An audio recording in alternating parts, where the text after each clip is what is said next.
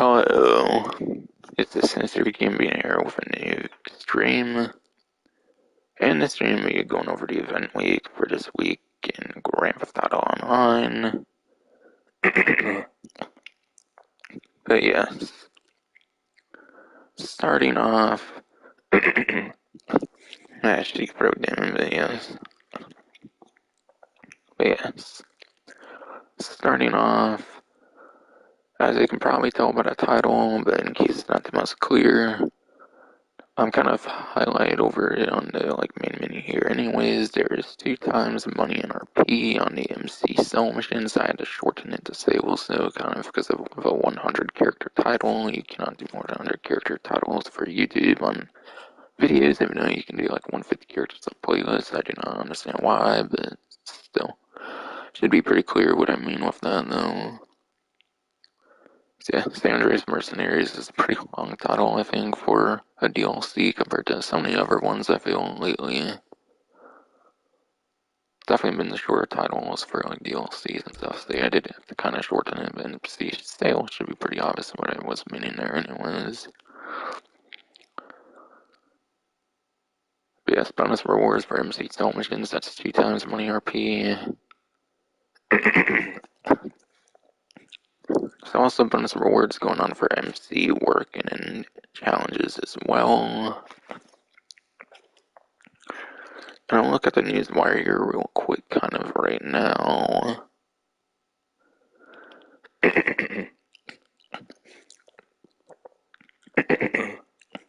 For the amount of it. Yes. I was about to say pretty sure, but yes.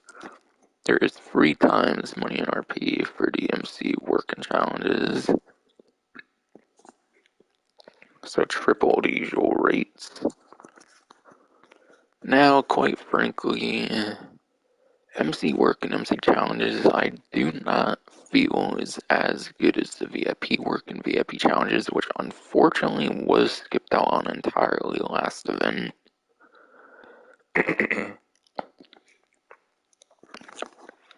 But yes, problem with the MC work and challenges, in my opinion, there's not a lot of options. I think it's like 4 and 4. I know for work, I think there's only 4 options, but for challenges, there might even only be like 4 or even like 3 options. You are much more limited in terms of like the options you have available to you, which in my opinion kind of just ruins the fun of them, in my opinion.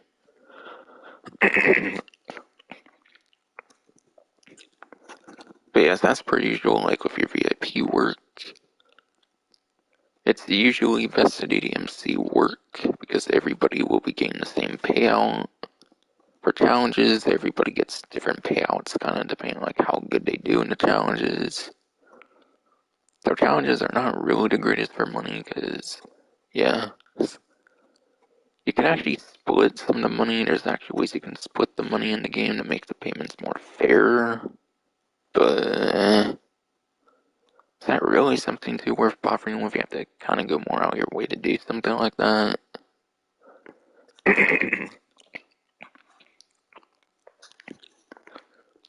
I don't really remember them all on top of my head. So I won't remember any names for them and stuff, and I'm not really big on playing them. I don't know if I've actually ever played much of any of them before.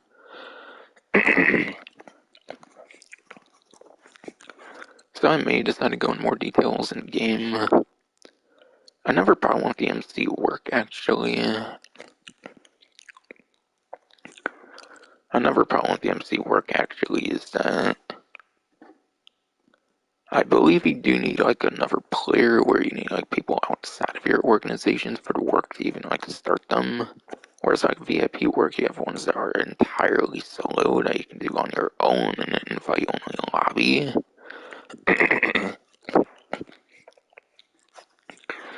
And unfortunately, I'm pretty sure that's not the case at all for MC work.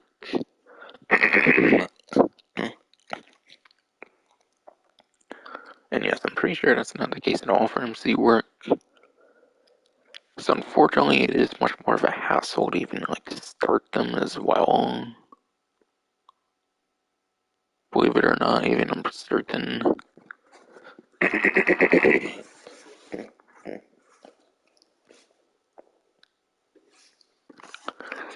And then there's also going to be 3 times money in RP and the clubhouse contracts.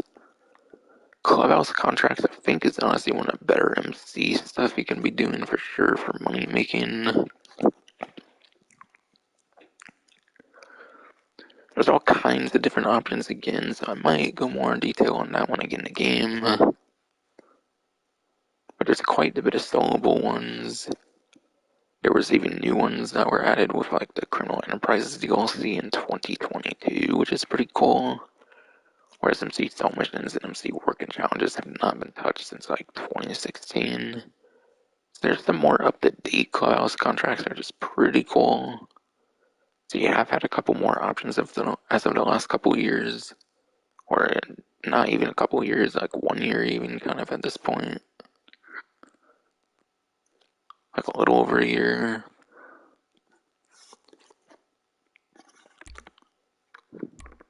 So yeah, I do feel the newer ones kind of tend to be better. I think like the Death Bike one especially pays pretty good, and that's one of the newer ones. And also the little thing at the bottom here, visit Maze Spring Foreclosures, and you can purchase or upgrade a clubhouse for 40% off.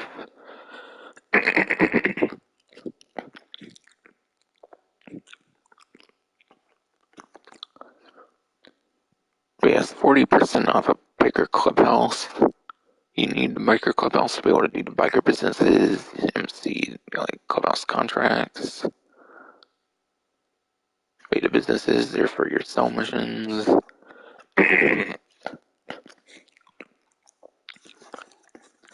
There's clearly good enough money opportunities.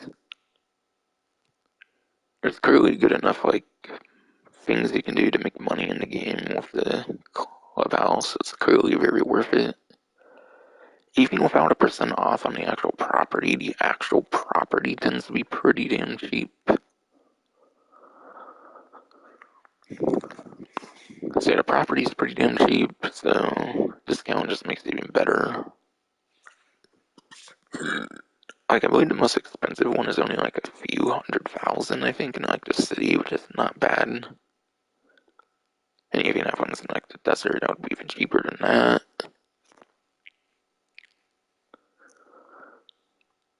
And despite how cheap it is, you can even like spawn bikes next to you pretty much instantly. The only exception I think is like the Mark II oppressor, since they've done like nerfs to it over the years and stuff.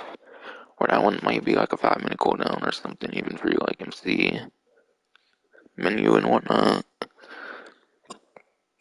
And whatnot.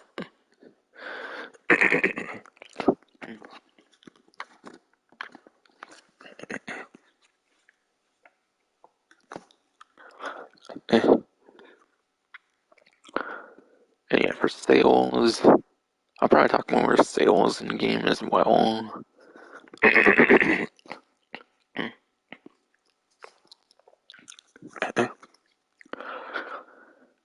But for ranking the MC settlement, for but yeah, I can't speak right now. But for ranking the different like businesses for the MC sales, the worst one is pretty much document forgery, and I'm pretty sure weed's right above that, and it's counterfeit cash for like the average business. And then you get your couple better ones with meth and then finally coke from like worst to best. So prioritize them from least to greatest in that kind of order. In terms of which ones to maybe focus on if you do not care to bother with all 5 of them and whatnot.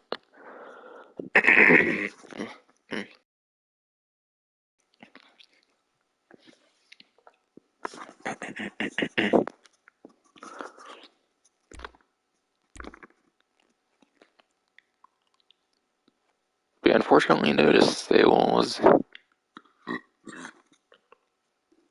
Shitty bro. Fortunately, the sales, though, they are not the most solo-friendly thing in the world, unfortunately, when it comes to MC sell missions. MC businesses tend to have some of the worst solo-friendly sell missions in the game, which is quite unfortunate. Like, for example, you can have, like, free post-op fans, which is pretty much impossible to do solo. You can pretty much say the same exact thing for like the free trash masters.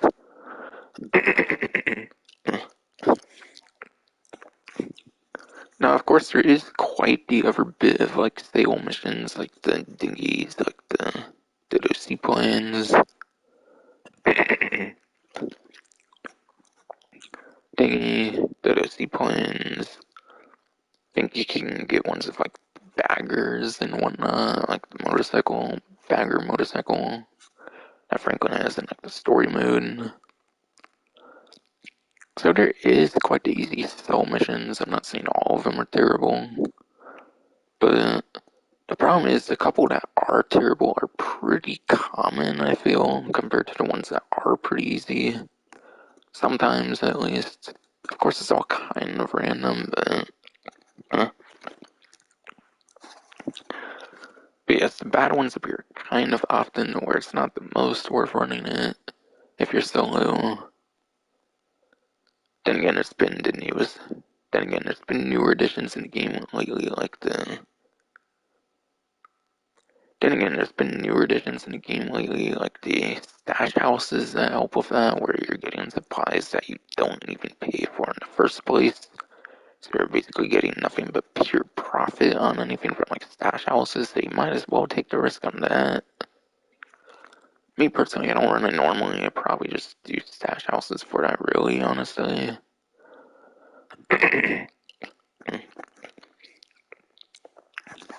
So honestly, I feel especially with an austere MC is more worth running, honestly.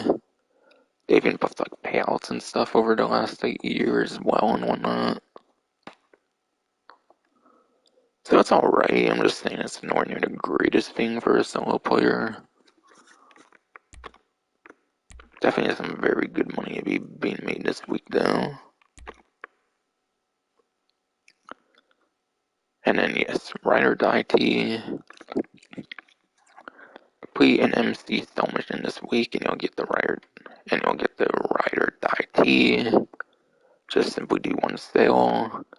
Again, if you've been doing stash houses, you probably got something to sell for an MC without having to go much out your way for it even. And then Arena War bonuses, pretty much it's just the same thing from last week. They just continued the Arena War stuff. So it's 2 times for regular players. The subscription people get 4 times rewards because there's 2 times in that as well. And 2 times rewards does include the arena points as well. So if you've been wanting to level up in the arena, it's a very good another week to do that. Besides for that, I don't think I want to really mention anything more on the arena in terms of like the good modes for making money and whatnot. Because I pretty much did all that last week.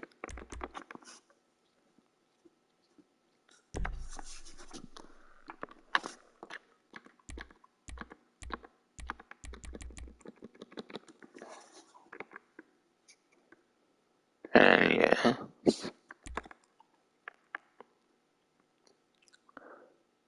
Trying to see if there's anything different here, maybe.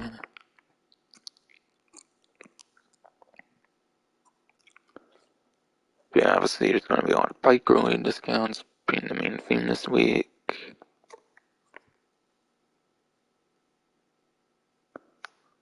Okay, I think mainly just the bottom part there has not been mentioned.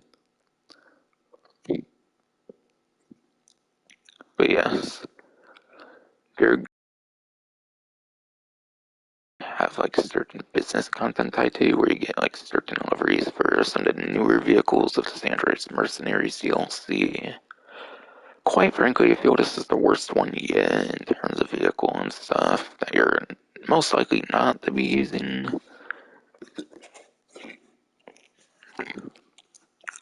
Quite frankly, I kind of feel this is the worst delivery, at least for 9th gen, where you have HSW on like the Monstrosity and the Panada course that they did previously. But yes. Anyways. Shake Fruit doing it. If you take on a biker business resupply mission, the missions where you actually get the supplies, yes, they want you doing that instead of buying supplies at least one time for that. And a clubhouse contract. And in one of the clubhouse contracts, basically before September 6th, that will get you the atomic racing livery for the Class A Walton L35 off-road. So you're basically getting 2 weeks to do this one. Now, I believe the Monstrosity one, the first one they did, you have until September 6th as well, so I think that one is still going on. Not going to remind people what you had to do for that one, because that was a couple weeks ago where it became available, but I think that one's also still going on until September 6th. Now, funnily enough, the Penodula Course one, I don't really feel they mentioned that one would go to September 6th. I'm not sure if the Penodula Course delivery thing is still going on like the other ones are, but still. It might be.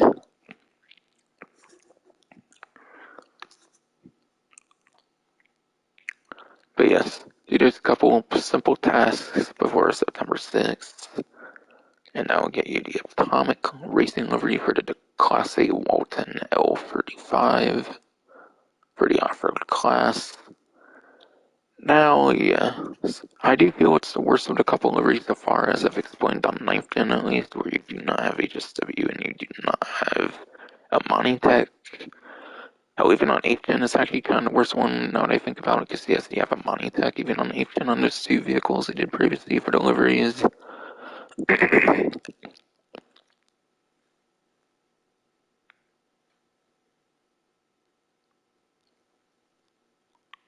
but still.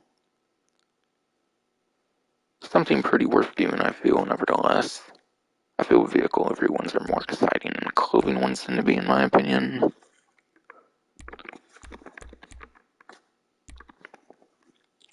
And then it's going to be 3 times money in RP on Deadline. Now, Deadline, this is actually kind of a pretty special adversary mode in a couple ways, I'm pretty sure.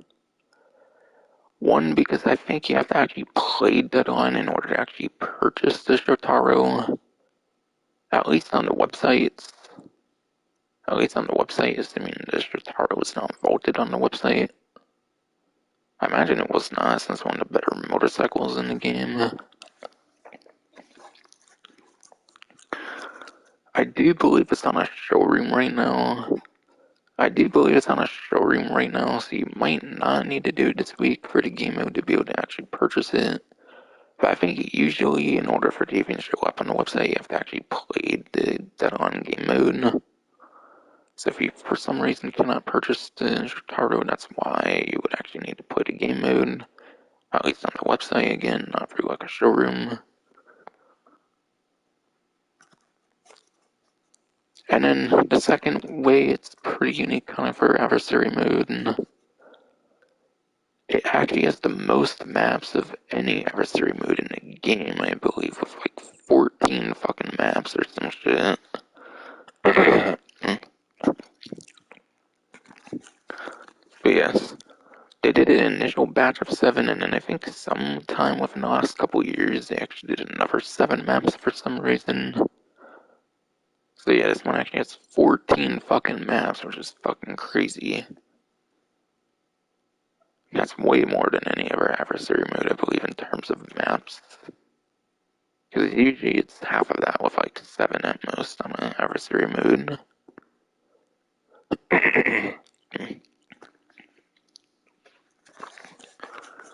So it can be pretty nice, this game mode, because you do get all kinds of different variety in terms of like the play style, like arenas and stuff you can play in and whatnot. That's one huge advantage of this game mode compared to others. That's one huge advantage. Yes, that's one huge advantage compared to other adversary modes in terms of playing it.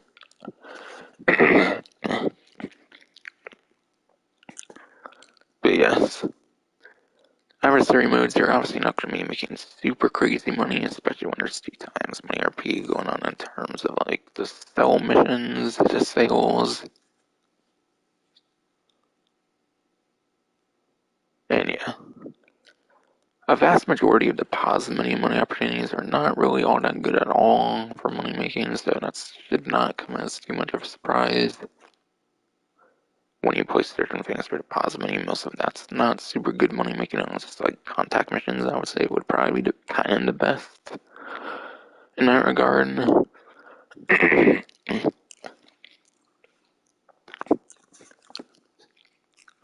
And then one of the discounts that's going on is an outfit discount, and that'll be for all the deadline outfits. This will be 30% off for the week. There's quite a few to several of them. I think they're like a couple 100,000 each. So you might not think much of clothing. Yeah. You might not think much of clothing discounts usually, but these are quite a costly bit of clothing, so definitely want to take advantage of any if you're big at all on clothing. It's definitely want to take advantage of easily.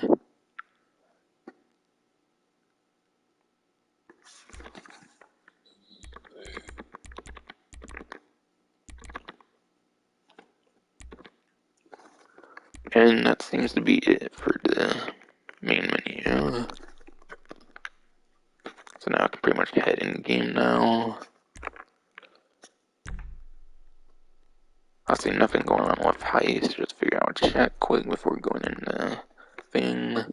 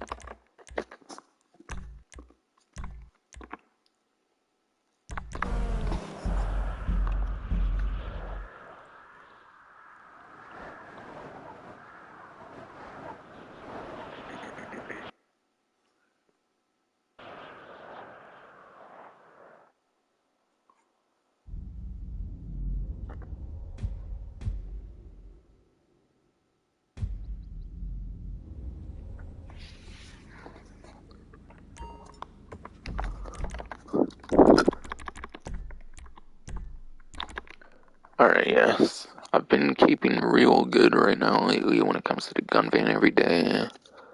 Because I've been doing a lot of Red Dead Redemption live streams ever since the new version came out. Since the new versions of Red Dead Redemption, while they are lazy cash grabs at like $50, a good bit overpriced probably when they took out the multiplayer and shit. The one good thing about it is at least is it's the most recordable version of the game without having to use like a capture card for like the Xbox 360 version or some shit. Since there's no proper PC version for that kind of thing. Because I've been on the PS5 a lot. Because I have been on the PS5 a lot more lately because of that, I've been able to keep the streak going pretty well for that. And I found out for the gun van, by the way, I know it has nothing to do with the event thing, and they always do stuff each week for like discount stuff to gun van, so I guess it kind of makes sense to talk about it every week. But the advice I have for that 10 days, like in a row, basically, of seeing the gun van, it's a pretty tedious one if you're not going on the game every single day, usually, like myself. To be honest, contrary to being the main focus of the channel and stuff, kind of. But yes, I found it's much easier to get progress towards that early on in the real life day. I was doing it at like 11 p.m., like right when it shows up, but then you have to like go to it again at like 11 p.m. ish or something, I don't know. Or like the location doesn't move till 11 p.m., so you basically only get like 1 hour if you like do it like right when it shows up to a new location. So I found it's much easier to do that like in the next day, like after the first hour of the location changing, because I believe it changes with daily objectives at like 11 p.m. Pacific time and whatnot, for example. For those that might be somehow struggling on that gun van one there. Still only 2 more days to go. I'm definitely hit it. Certainly. I'm playing the hell out of Red Dead Redemption. I'm playing on the PS5 backwards compatibility. Fucking Rockstar. And then roast the hell of Cockstar there.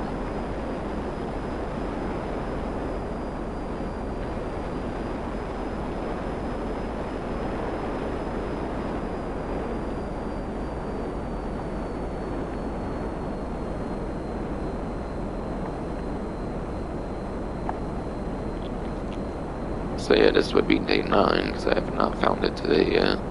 Since I knew I was going to be live streaming here, obviously. Since every week I was going to do a channel on stream for the different event weeks.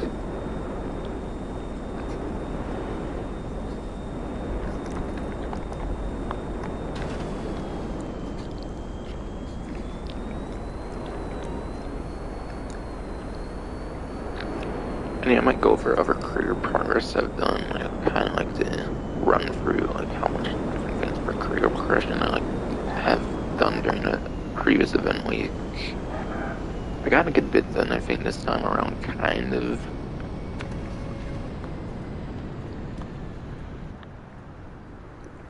Oh fuck it, might as well have some fun with that. Nothing really happened at all for contact missions, so definitely nothing there. Even though there is a set of contact missions, but it's for the business section now. So import and export, you may not think there was much going on with import-export for the career thing last week, but the special vehicle work missions were actually from the import-export update. Because that was where the special vehicles introduced.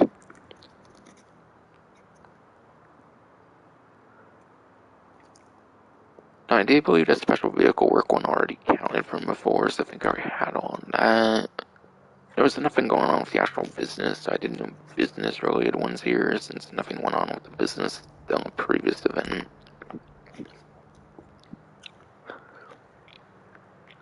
Pretty sure to complete all... actually through.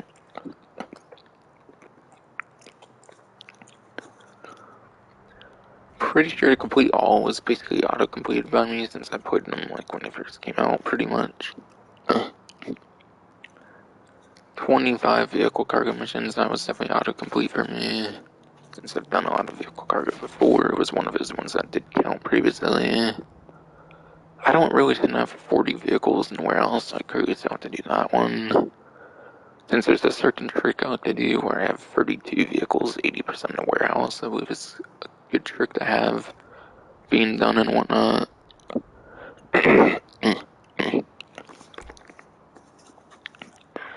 So if I didn't do anything in those, what did I do?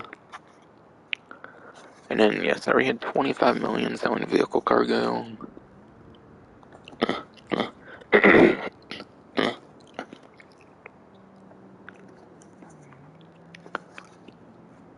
And, the new one I did do was complete all special vehicle works on hard difficulty. That one actually did not count previously, apparently. So during the previous event week, I did get all those on hard. No crazy challenges on those, like the dedicated contact mission section. They're not like full-on like contact missions you have in the pause menu, to be fair. Then again, the Andreas Mercenary ones are new as for the Avengers, so those technically are not either. But still, nothing crazy, just doing them on hard. It was very simple. You get no extra lives on that one though, so you do have to not die at all, your whole team. But it's still pretty doable. Honestly, I think all of them, aside from maybe the Phantom Wedge one, was pretty easy. I think the Phantom Wedge one was definitely easily the hardest one. All the other ones were super easy in my opinion though.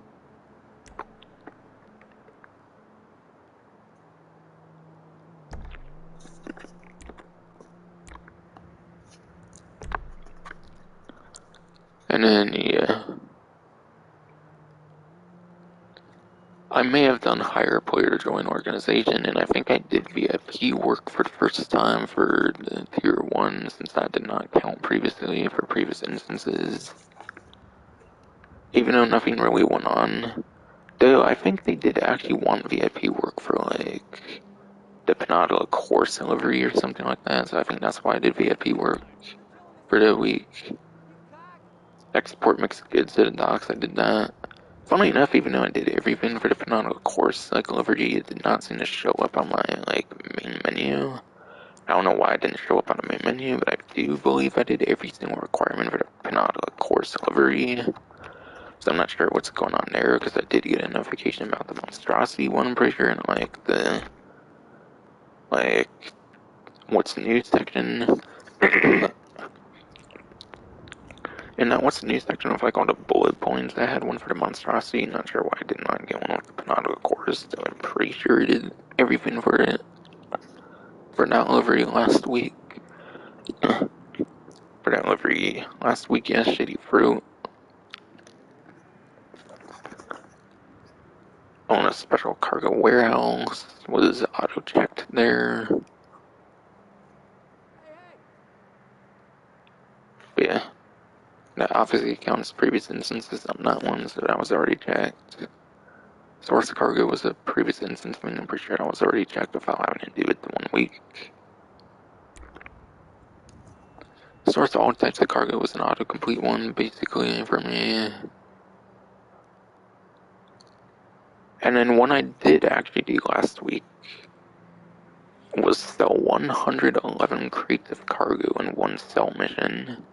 And because it was on double money, I got like $4 to $4.5 million.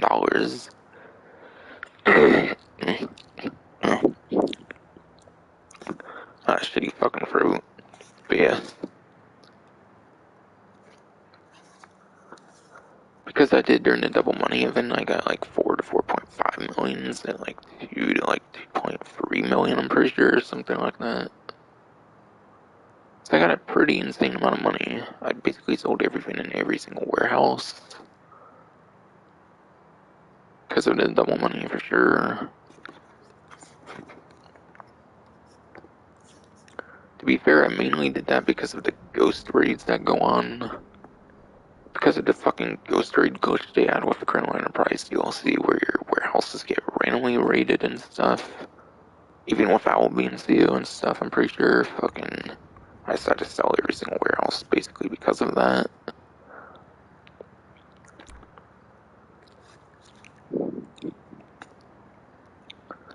And then, yes.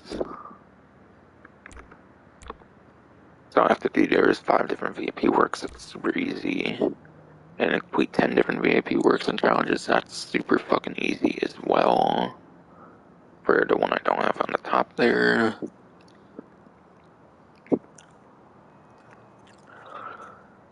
And then, yeah. 250 crates of cargo sourcing 250, and that was autocomplete for me. I finally got earned 50 million. I did finally earn the 50 million selling cargoes, and that was tight. Finally, last week, I did manage to do that. Before, I had like 44 or 45 million for my lifetime of playing it through like 2016 onward.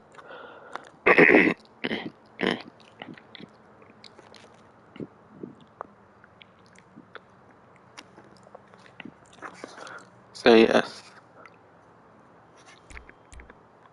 If I wanted to, I don't really have to sell any more cargo ever again if I do not want to.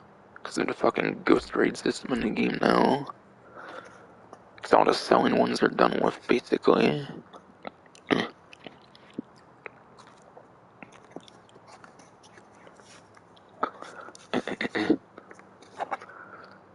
The real annoying bitch of tier 4 though, because most of us are actually not that bad. That is the source of all types of special items. Now on stream even, I think even on stream I might have done it. It might have been off stream, I forget. I did get a film reel. But, of course in typical Rockstar fashion, it has to be bugged out apparently. those check marks and stuff, they do not line up with the actual items apparently. So film reel actually counts towards one of the three I already had checked. So I got robbed of the film reel like check there because it's bugged out apparently because they didn't not playtest that section apparently or some shit. Wonderful. So yeah, I did quite the good tier progression for adventures and finance and felony. That shit was pretty fun to do last event. For all the times too. That concludes anything I've done in the business section.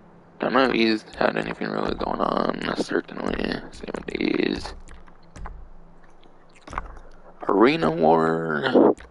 I did play some Arena War, but I didn't get to complete anything new, I'm pretty sure. Yes, it's definitely not. Except Arena Workshop, just one thing, super easy. When Arena mode's super easy. Oh my god, no. Tier fucking 2, skill level 5.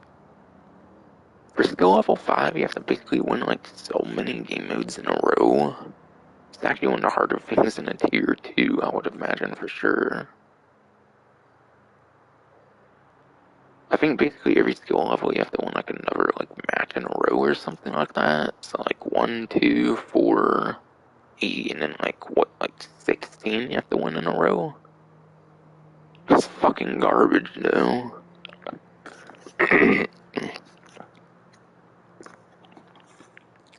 That's fucking garbage though, and it's probably basically impossible to do that shit pretty much as a solo player. You pretty much have to do that one with friends. I'm pretty sure. I already had tier 25. I did win some new game modes here. That was pretty much the only thing I got to do there.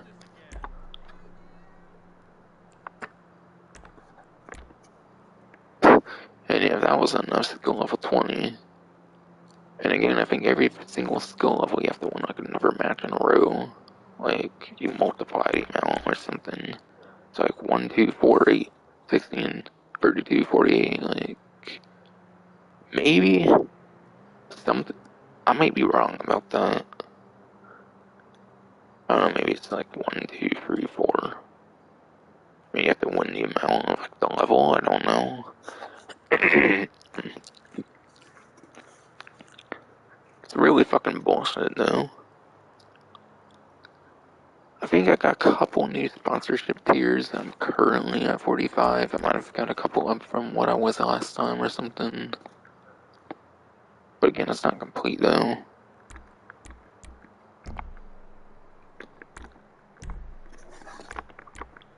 Now, nothing really went on for adversary modes, I'm pretty sure. I haven't played Deadlines. That's going to be pretty important for me to play Deadlines sometime this event. Well, it's on a money event. I tried to, but I think like the lobby glitched for me or something, and it never loaded past a certain point. And to the actual match itself, 21s will be easy. Just gotta keep waiting for that drip feed for them to bring back certain adversary modes.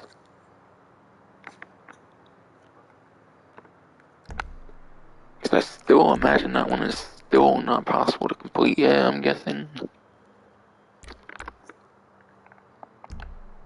I doubt there's been 25 since the release of Mercenaries to play of different adversary modes.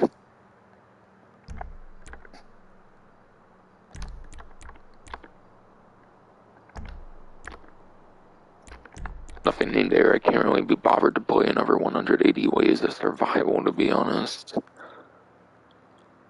I'm probably going to be eventually doing the AFK method. I don't know if I can really be bothered to play 180 more ways of fucking survivals, though. Genuinely, though. Genuinely, though, yes.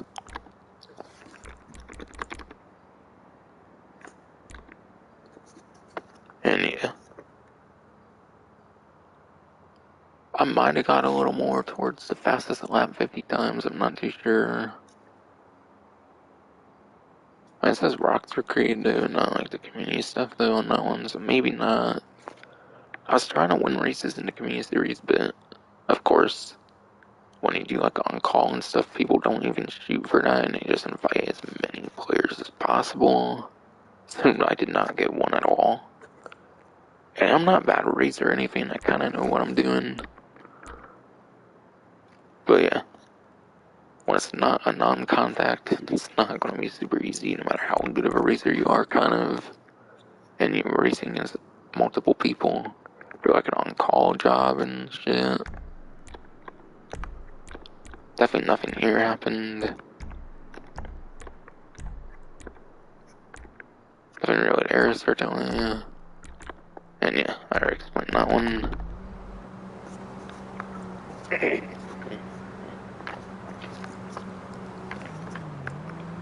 So those are the updates to my career progression for those that give a flying fuck, I guess. That's kind of a little tradition I like to do now on these live streams.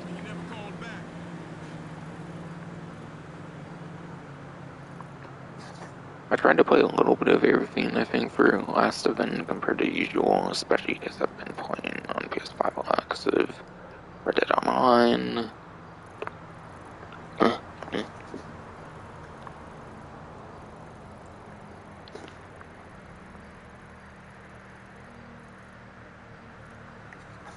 But yeah, now I'm gonna go for time trials on that event stuff I've been meaning to do after being on that tangent and shit.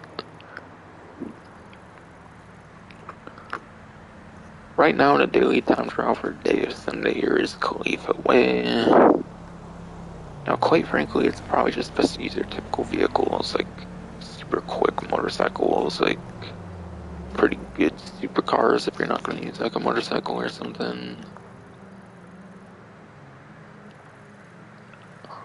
There's probably not very many amphibious vehicles you can use on these time trials.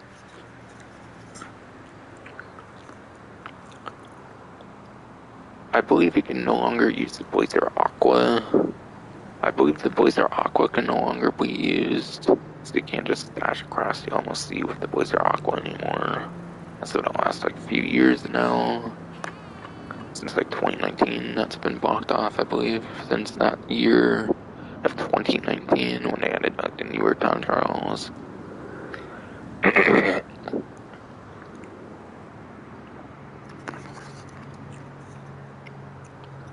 I do believe you can use like the Zaba. I do believe you can use the Zaba, but it's so fucking slow and shit, that's not gonna be able to do it anyways. As far as the Zaba, besides for the Zaba, I don't really think you can use any amphibious vehicle as far as I know for that. So yeah, just use your usual vehicle, and it's unfortunate. It used to be such a fun time trial to do, but ever since the stricter vehicle restrictions those last few years, it's not that fun of a time trial anymore. But yes, ever since stricter restrictions, it's really not a fun time trial much anymore, really. It's just your usual one, you just want to use your typical motorcycle, a typical supercar, whatever the fuck.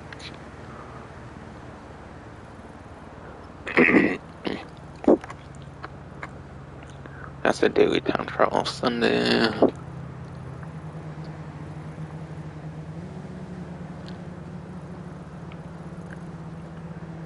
RC Bandito time trial for the week looks to be Vespucci Beach.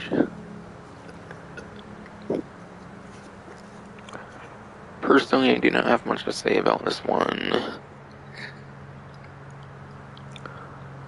Look up a guide on YouTube.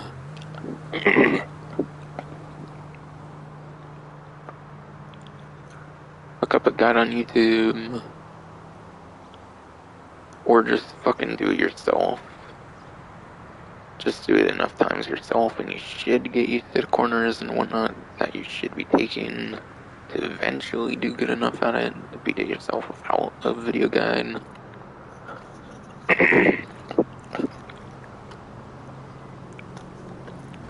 pretty bland set of time trials, given you can only use your RCB and Dito and nothing else. I feel, honestly.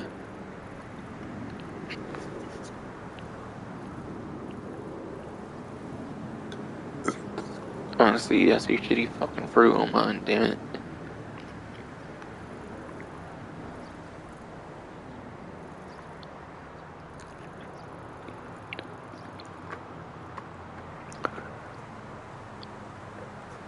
The weekly HSW time trial.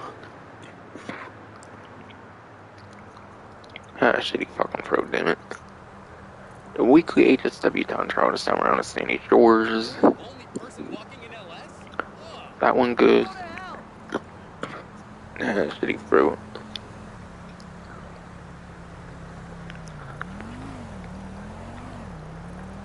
That one goes to the scrapyard, I'm pretty sure, over here.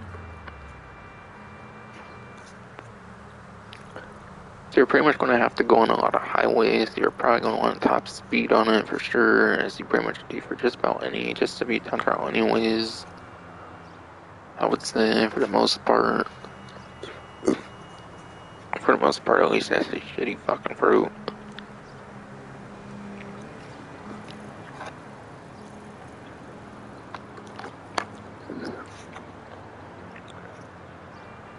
As there's not a part-time until you get into the vehicle, you can use any HSW vehicle you want, and it's very doable on any option of your choosing.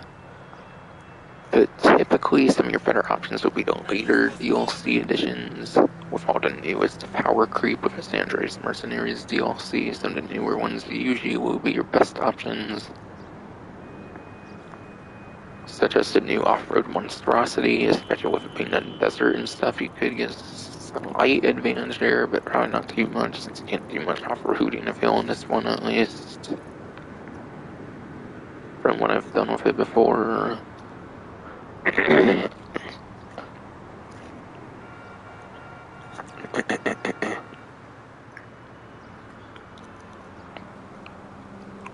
Italogy to Stinger TT, also from Andreas Mercenaries, is a pretty damn good one. And then the Panada course I mentioned earlier from the livery that you could unlock from the last event with the special cargo event. There was that livery you could get for Panada course. That one's a third good option.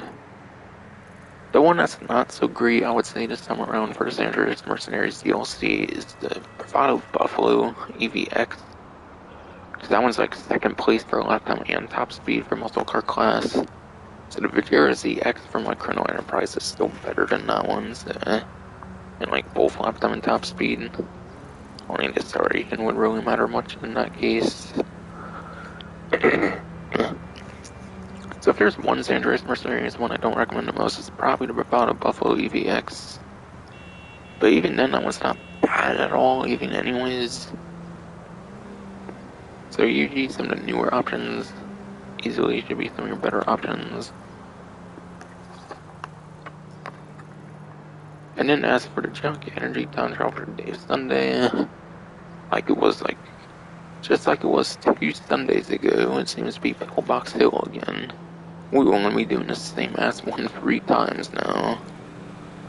They don't change it up at all, it's just like doing the same one for the week. They don't like make it kind of random and stuff each day or something. I'm actually confused with the newest ones at least.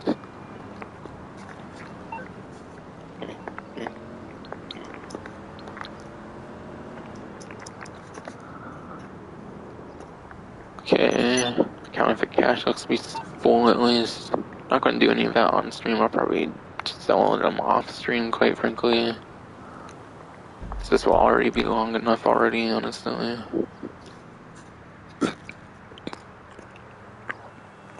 Definitely, yes, you shitty fruit.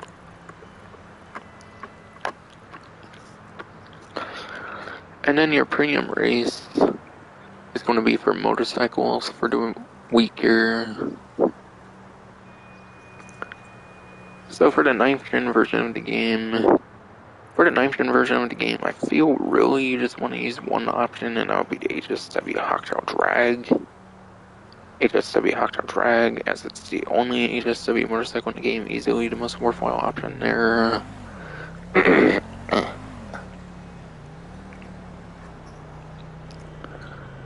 Otherwise, for the 8th generation version of the game, for ones I remember, that's pretty good. I'm very familiar with the motorcycle class. I'm not going to look over on the spreadsheet like I do for like classes I'm not as familiar with. That Nagasaki Shotaro is a pretty good one. Definitely. Mostly for lap time, which you usually want lap time anyways.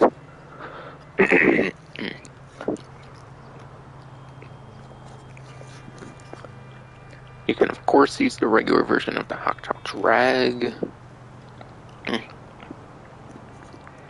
where you will not have HSW on the 8th gen version. You can still use the regular one pretty effectively.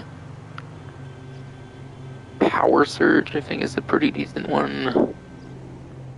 Because unlike other electric vehicles, it's not too terrible in terms of top speed. I think it's still within like top 10 for top speed, maybe even like a top 5 or something for top speed. Sure, it might not be one of your top couple top speeds for the Power Surge, but it's a very good all-around option, I feel, for sure.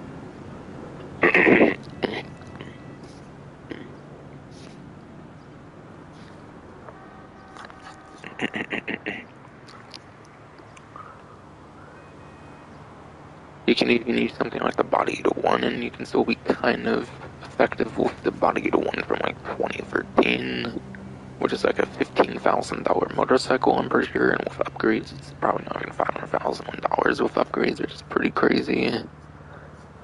But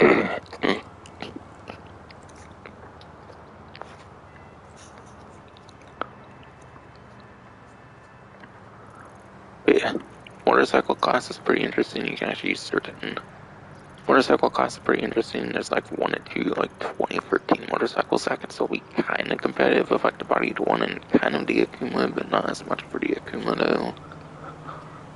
I believe the Body to 1 might be within like top 5 and top 5 still for like lifetime and top speed, respectively. That's a good budget option. By the way, for the drag, the Hawktail Drag, it goes for the regular and the HSW version. That one, I believe you have to lean forward with your stick. You have to lean forward with your left stick for the best possible speed on that one, I'm pretty sure. As for the Shotaro and the Power Surge, those ones are pretty unique.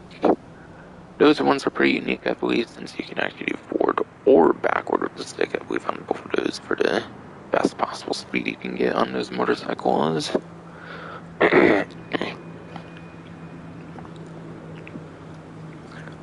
And in the Body to 1, you have to do like backward on the stick as if you're doing like a wheelie, I believe, for the best possible speed on that one, like you do with most motorcycles in the game.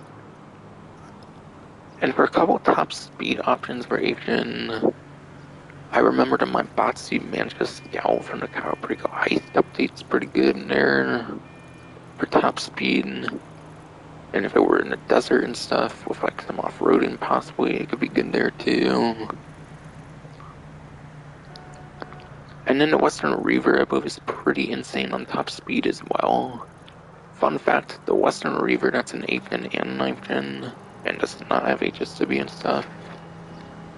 From what I've heard, that one actually has better top speed than the HSW Hawktail Drag, believe it or not.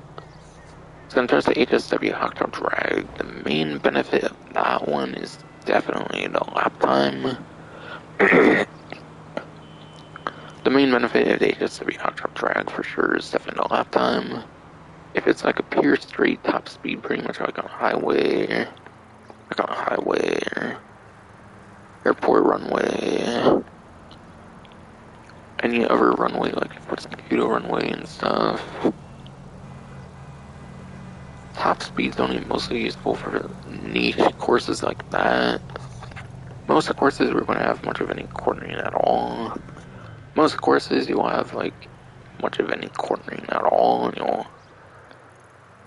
But yeah, if there's much of a corner at all in a race, you're probably pretty much going to want lap time though.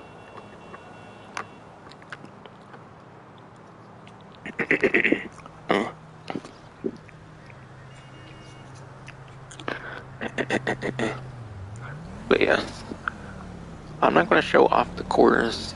If you want to do the premium race yourself, you can do that. I do not know. But it's very simple to check what the course is. All you got, all you, all you gotta do is you gotta do start job on the screen or square, or you can just go to it or something, and you can like press right on the D-pad, like when you're on the Corona for it or whatever.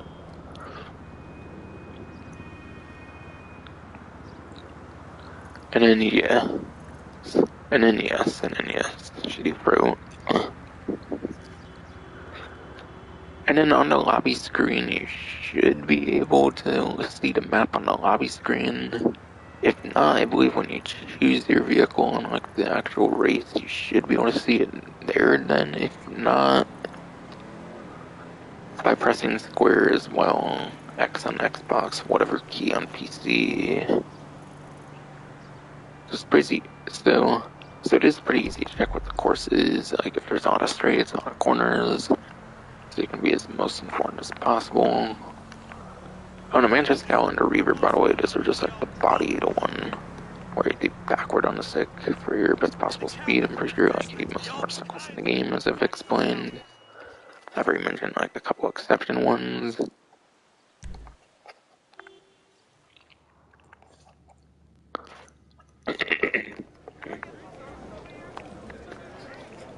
And yes, getting that all the way, I should be ready to basically explain like the Putin vehicle and like go to different showrooms and stuff.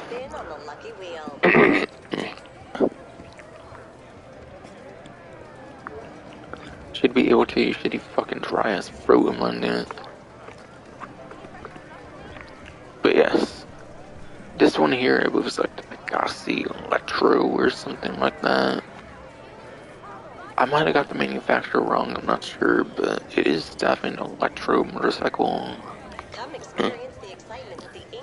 It's the Electro motorcycle from like the 2015 Heist update. Those motorcycles use like the Pacific Standard. The motorcycles used, those are the motorcycles used in the Pacific Standard finale. It has like the Kurz boots and all that stuff too. So it is a very damn interesting vehicle for sure. So it is definitely a very damn interesting vehicle for sure.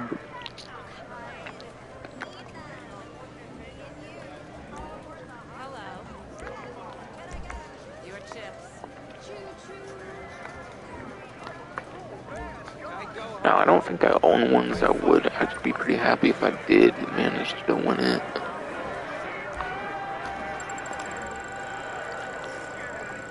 And yeah, I'm kind of thinking you cannot purchase this one on the website, and of course I do not. Clothing. If it's anything at the traditional clothing store, I probably got it already, but if it's anything at the traditional clothing store, I probably have it already, quite frankly. Otherwise, that could be a new clothing item for all I know, but probably not, because I think I pretty much borrowed it. I think I pretty much borrowed the clothing from 2019 and beforehand, which is when they released this update, and they don't really tend to go back to things that updated and whatnot. Rockstar does not really tend to do that. But yes, this motorcycle is definitely on the legendary motorsport website. I don't know, I think there's actually only one motorcycle that might have got removed on the websites here if I'm remembering right, and I think it was like the Thrust or something from like the High Life update. So it's actually quite possible the Electro might still be in the game on the website here actually. Okay, it is actually.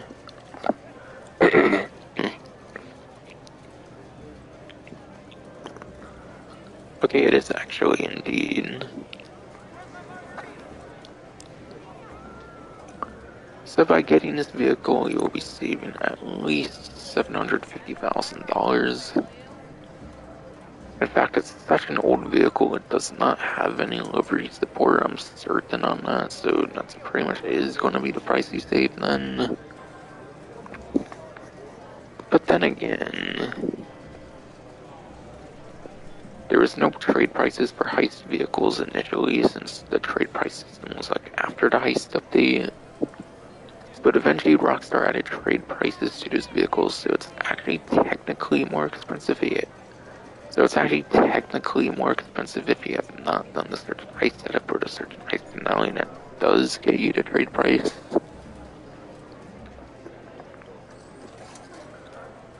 So if you for some reason have to buy it now price, it's probably over $1 million in savings.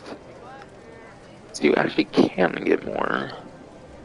So you technically actually can get more.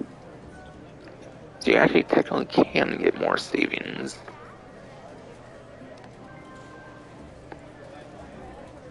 So yeah, you might be able to get over $1 million in savings on this one actually. But if you played like all the 2015 heists, and it's pretty much under 50,000 for that trade price and everything.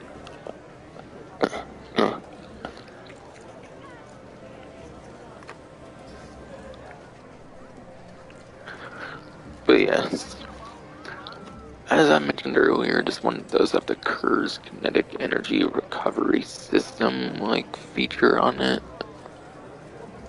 You may remember this feature super recently with the Andreas Mercenaries DLC. You may definitely remember this feature super recently with the new inductor bikes with the Andreas Mercenaries DLC. It's that same thing from those, where you have like the special ability bar and it gives you like braking power basically as like a speed boost, essentially, from my understanding. So with enough braking, you can kind of like get the bar up to full, and then you get a full-on speed boost in that case.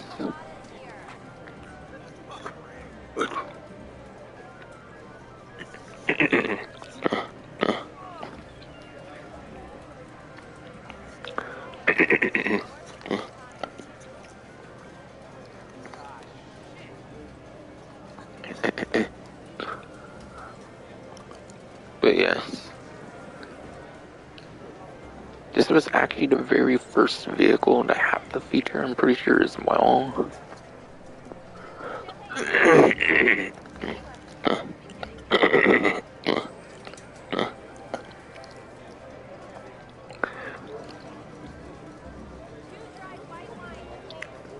You shitty fucking Froman, damn it. But yes, the Electro, I believe, was actually the very first vehicle in the game to have the Curse Boost feature. A couple updates later, they did add the Vindicator, which also has that thing as well. This one, though... This one, though... Hey, shitty fucking pro, damn it.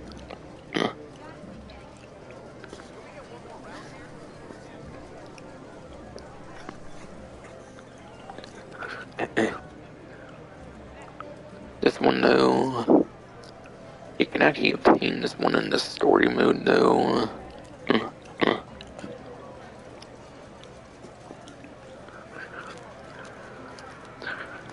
This one, though, you can actually get the actual bike in the story mode.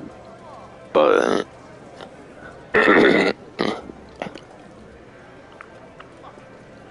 shitty fruit.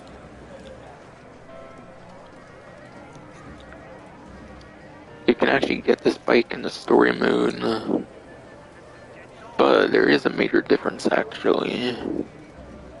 You do not get access to the Curse Boost in story mode though, so it is technically still very worth getting this vehicle online so you can actually use the Curse Boost in like in story mode where you actually cannot.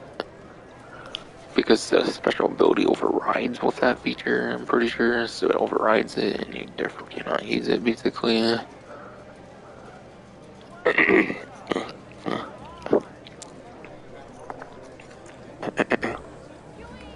But yes, I can guarantee it's not the most speedy. I can guarantee it's probably not going to be your most speedy motorcycle in the game, easily not. But the Curse boost alone makes it very damn worth picking up. And yeah, Heist update was before Ill-Gotten Gains updates were. And yes, and yes, and yes, and yes, yes. Heist update was indeed before the first couple Ill-Gotten Gain updates. Heist update was indeed before the Ill-Gotten Gains updates, which were known to be the last updates to include like vehicles and story mode, before they all pretty much became like online exclusive vehicles from there. So this vehicle is locked to GTA Online, even though it is from 2015, believe it or not. So yeah, it does have online exclusivity, unlike the Vindicator, so definitely makes it even more worthwhile of a Curse vehicle to pick up than the Vindicator, as I mentioned.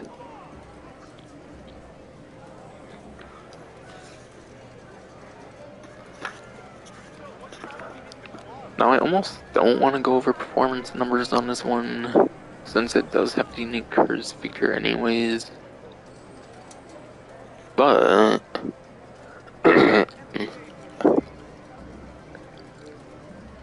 but it is still a civilian vehicle. So I think it is kind of still worth going over, I guess, since it's not weaponized and stuff for performance.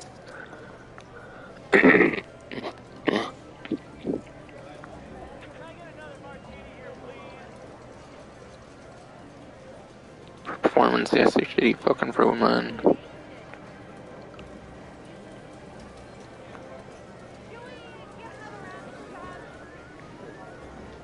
But yes,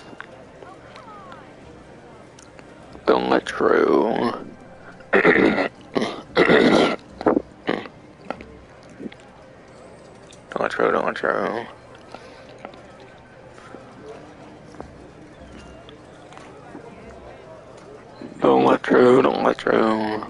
Electro. Actually, fucking pro, let me speak, dude. According to Bruffy1322 racing YouTuber spreadsheet, according to Bruffy1322, who's a racing YouTuber, his spreadsheet,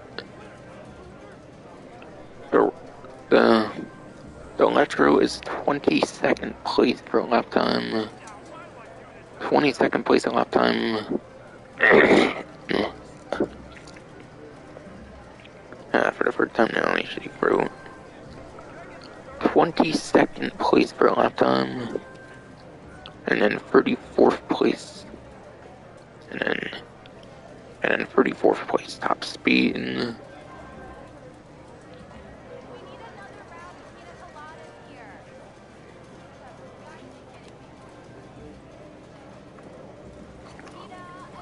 the lap time.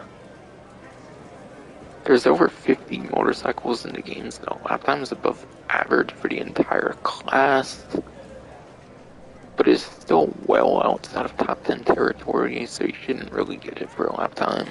Same with top speed, especially being in the 30s. Get it for the Curse boost over here. That alone makes it very damn worth it, as I've said.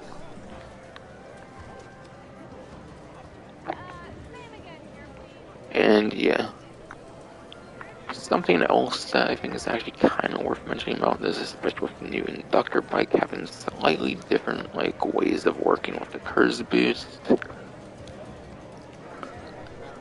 Curse boost for the Electro and the Vindicator. I think the open wheel vehicles actually work the same way in open wheel races in particular, but you cannot use it in free mode, I believe, for the Curse boost in open wheel vehicles. Any motorized vehicle when it comes to Curse boost seems to require you to actually brake for your boost. But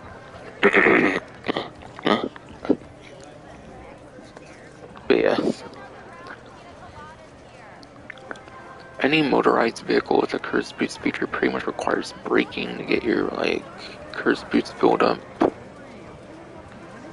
The only exception is the new inductor bikes, which you just keep pedaling and then boost for that one goes up over pedaling and not like braking, whatever. I believe is like the only difference between those two systems of cruise boost in this game now, because it's Andreas Mercenaries now.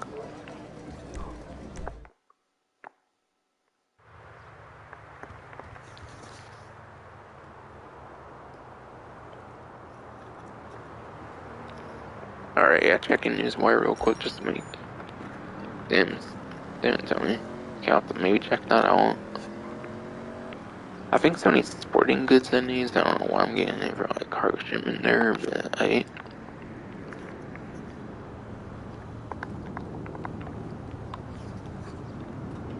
But yes, I decided to look at the newswire real quick, make sure it was indeed electro, which sure was. Because I looked before doing the stream. And I also just know what the electro basically looks like.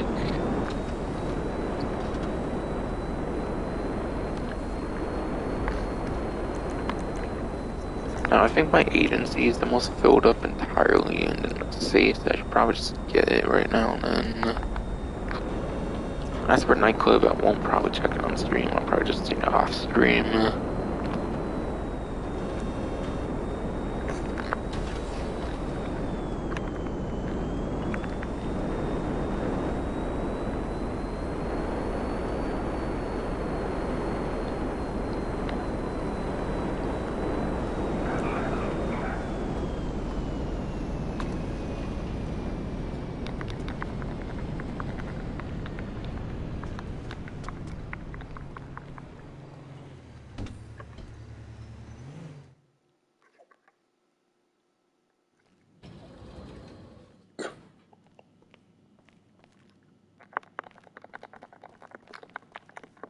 Anything I can do for you, boss?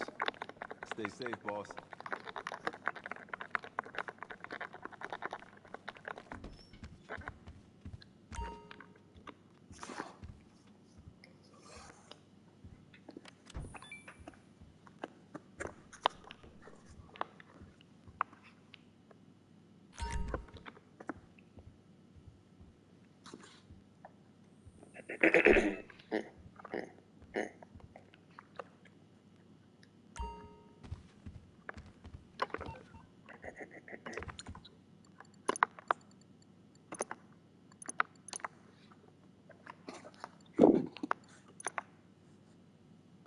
Well, of course, doesn't get money and decides to take money from me, fucking game, but yeah. 240,000 there got me over 56 million here, awesome. 6,147,000, $14, awesome.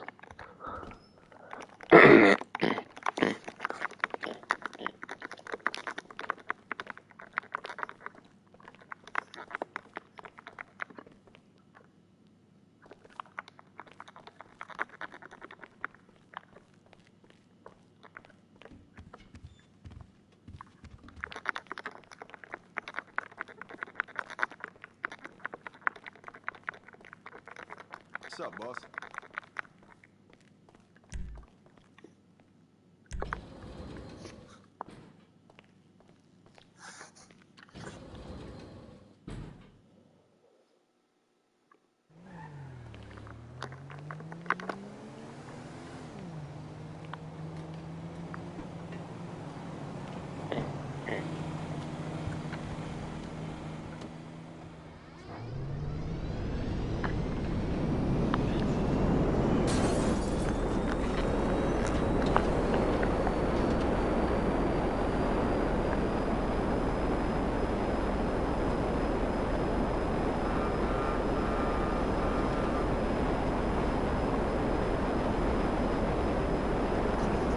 Alright, now on to the LS Carmi here.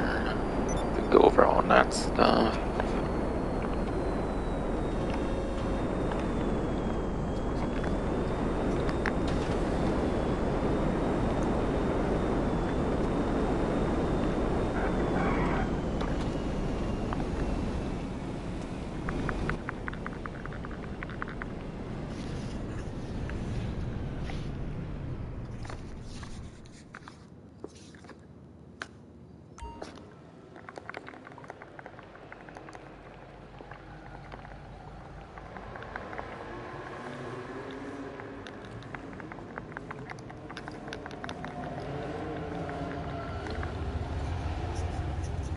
Okay. So there's a couple motorcycles hidden in the cheetah. Wonder which one's on discount. I already know which one's on discount, quite frankly, but try and take a guess, I guess. With the way I'm saying it and stuff, with the way I'm saying it and stuff, I'm guessing it's pretty obvious what I'm trying to say, but still. Yeah, the Pegassi Esky, Western Reaver, and then you have the Karate Cheetah, if I have not said already. I kind of actually forget if I did already.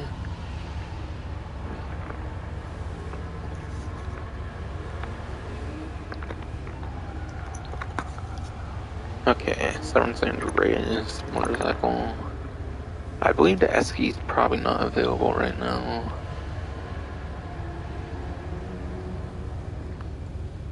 Yeah, I am. Yes. Yes, yes.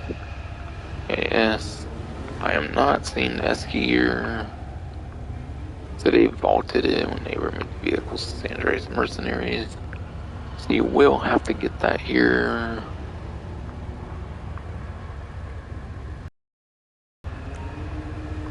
And that one's a legendary, I'm certain. I think all of the legendary motorcycles stayed. Yes, all of the legendary motorcycles I'm pretty sure did stay in the game. Alright, yeah.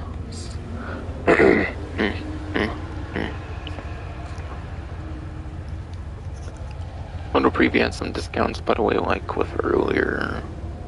Put the Reavers non discount. And Eskies also non discount. But the Cheetah apparently is on discount.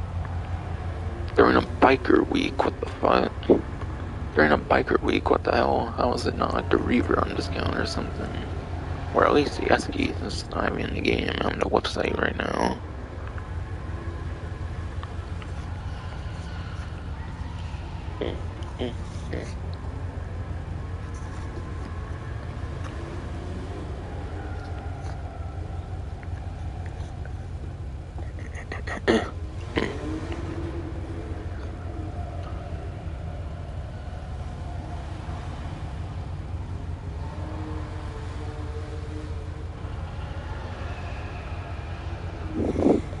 Alright, so yes. So I'm just gonna make predictions with the motorcycles and stuff since they're not on discount. Take performance of a grain of salt. I'm not gonna go to exact performance numbers and therefore I'm just going off of pure memory. Quite frankly, I do not recall the Esky being really all that impressive whatsoever. It's more of a customization, like personal preference kind of reason to own it kind of bike, essentially. You're just owning it for looks and shit, pretty much.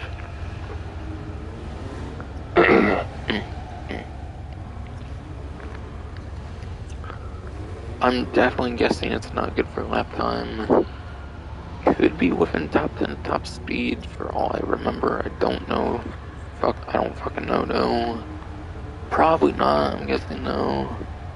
Even then, unless you really want the limited time vehicle, I probably would not bother with it. Western Reaver, I actually already mentioned this one kind of when talking about the time trial being in the motorcycle class. Or not the time trial, but the premium race, I mean, was for the motorcycle class, so therefore I was explaining it. Shitty fucking fruit. So therefore I kind of already explained it.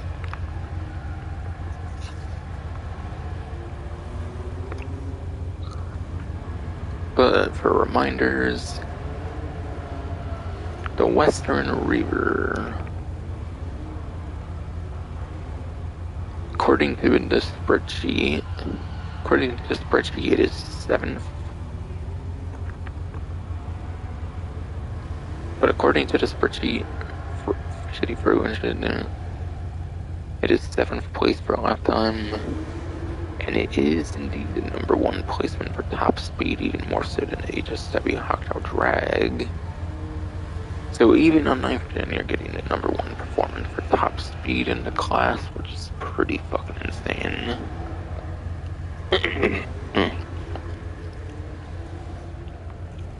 But yes, even HSW Hawk Dragon doesn't beat the top speed of this one. It's kind of insane. So HSW Hawk Drag is indeed mostly for lap time.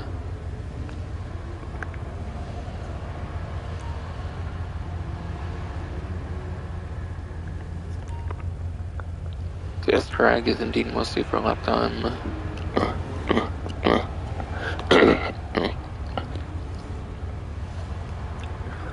But yes. And shitty fucking fruit. This is again. The drag is again mostly for lap time. Reaver is mostly for top speed for those long streets. So definitely high recommendation on picking this one up. Again, it is not on a discount, as I showed earlier, not on discount. But if you got almost $2 million plus for customization, very damn good bike.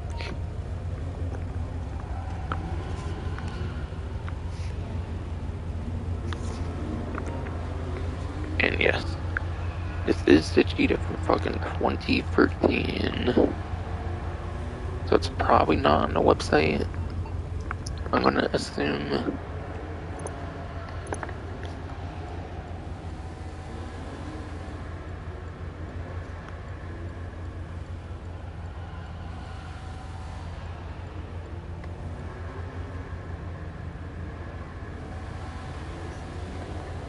Alright, Banshee Monroe ladder.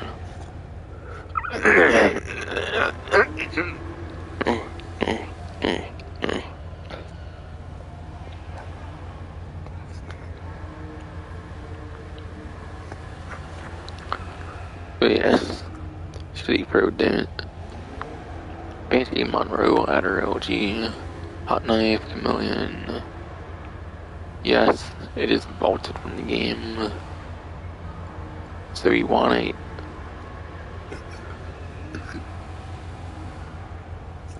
So if you want it, you're pretty much gonna have to pick it up here in the showroom.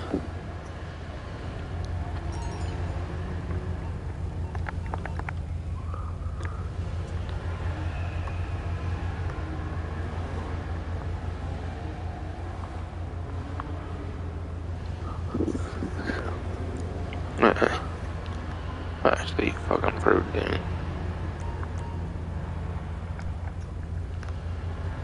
Yes, if you want it, that'll be $390,000 on the 40% discount, whatever.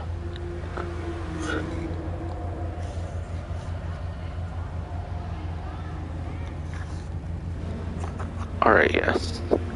It is 40% off, so that is indeed $390,000. Yes, you shitty fruit is indeed $390,000. So it's super cheap, but yes.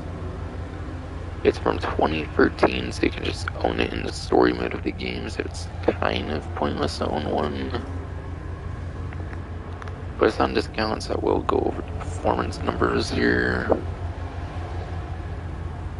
And I'm gonna say right now, it's most definitely not very impressive at all, performance-wise.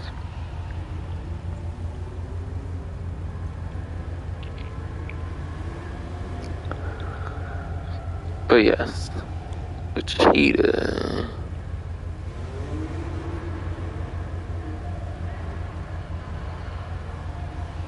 According to the spreadsheet, it is in the E tier.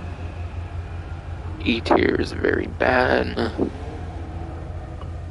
And because of that, it gets 44th place per lap time. Actually, for again, 44th place at lap time. And then you're even getting worse top speed at 48th place.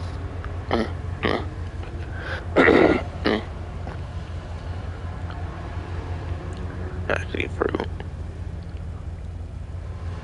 But yes, 44th place off time, 48th place top speed.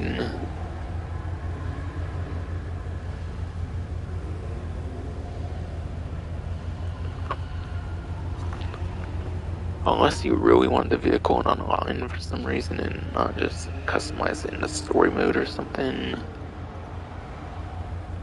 you're just better off getting it in story mode where you can just customize it as you wish anyways.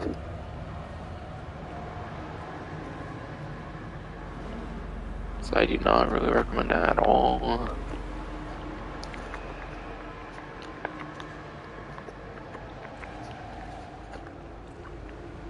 Prize ride here for the week is the Nagasaki Strider. I believe this one's from Diamond Casino Resort or Diamond Casino Heist. I believe this one's definitely Diamond Casino Heist because it's like tied to Heist. It's like a vehicle you can use as a getaway vehicle. You can use it as a getaway vehicle there, I'm pretty sure, and therefore it would have a trade price and whatnot.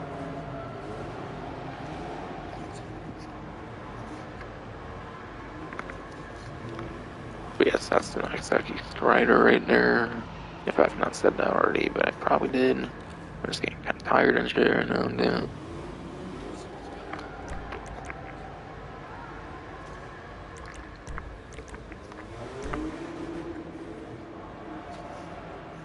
The prize ride challenge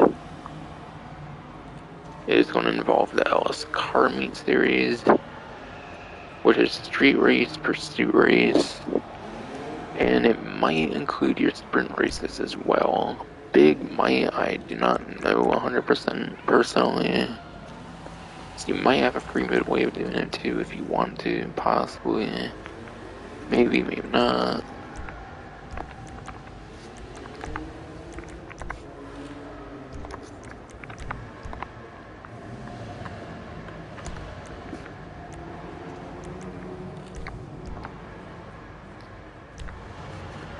But yes, you have to place top 1 for 2 days in a row. Now, yes, this does look like a kind of unique motorcycle. Looks like a freewheeler motorcycle in the game. So it's kind of a cross of an ATV and a motorcycle, kind of all.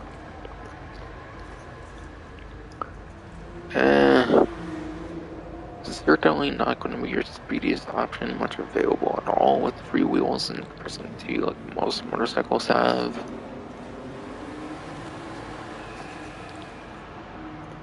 So top 1 is kind of strict, I feel, for this one personally.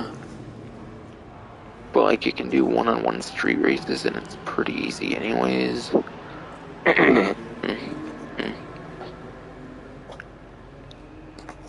But yes, but yes, but yes. Yes, but yes, but yes, shitty fucking throw and shit.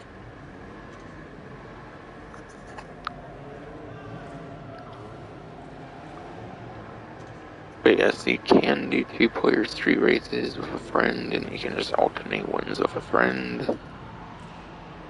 So literally you can win with a friend and stuff easily. Let them, you win one, you let your friend win one, repeat for the next day, basically. Easy challenge in that case. If not, then you could even do it against randoms, and you're bound to do it eventually with randoms too.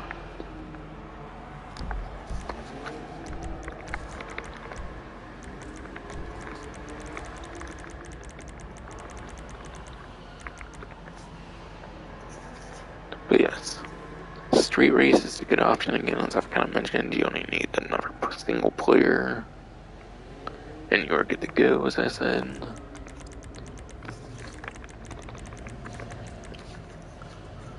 And then pursuit race, you have to have at least 4 players pretty much, so you only get more like a 25% chance of doing it instead of like 50%. Quite the jump there for sure. I would not bother with the pursuit race, I would do the street race for the requirement instead. For the street races. For the street races, yes.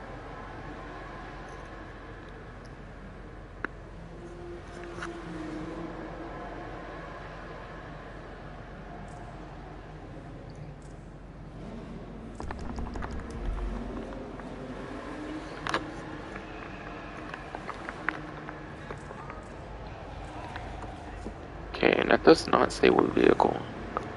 That does not. It's not. Fucking tired body am I now anymore? What the hell? That does not say what website it's on.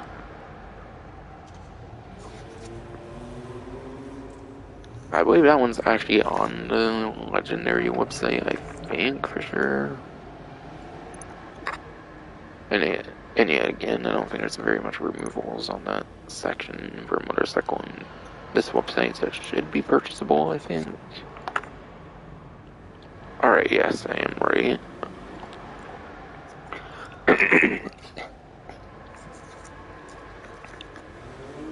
yes, shape engine. But yes, I am right. So on a buy it now price, you'll be saving $670,000 if you have the trade price, which you get by completing the Dime Casino Heist finale as a leader with the vehicle selected. And yes, that's very important. All you have to do is select the vehicle as a getaway vehicle. You do not have to use it, and I do not recommend using it, because you're going to be quite exposed on that as a getaway vehicle, obviously, with it being a motorcycle and everything.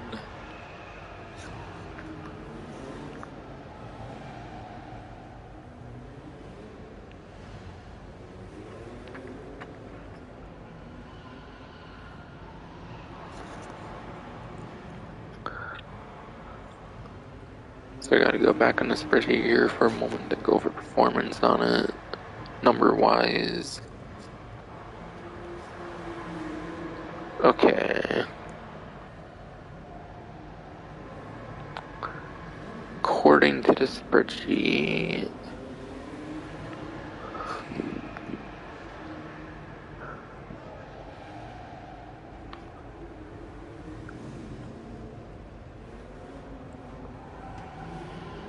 according to the spreadsheet, tired ass fucking body anymore, dude. The Strider.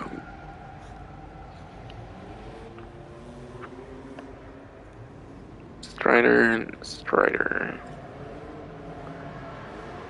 That is 29th place, apparently, when it comes to lap time. And top speed, apparently, is 46th place.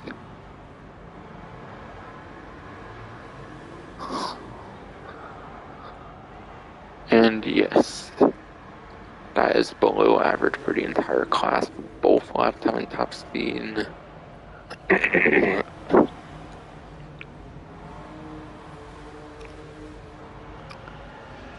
I mean, it is a prize ride, so you can get it for free, so it's not too unexpected that you would have a trash vehicle here.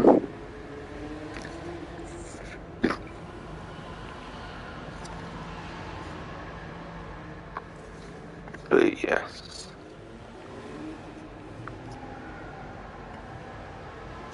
No good performance whatsoever on it. No good performance whatsoever on it, to be honest.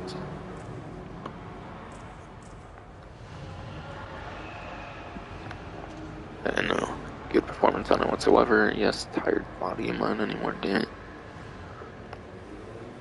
So only get it if you want it for personal preference kind of reasons, or customization.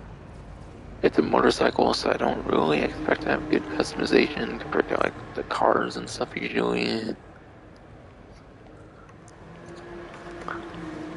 But it's a freewheeler motorcycle, which is pretty unique. There's not many freewheeler motorcycles, it looks like, in this game. So if you like that a lot, it could be something worth owning, I guess. And then, yes. HSW test ride this time around is the Shitty Hot Shot Drag. Like I said, it's the only HSW motorcycle in the game, so it's clearly super worth owning. If you're careful with it, it's pretty much the #1 vehicle for the HSW time trials.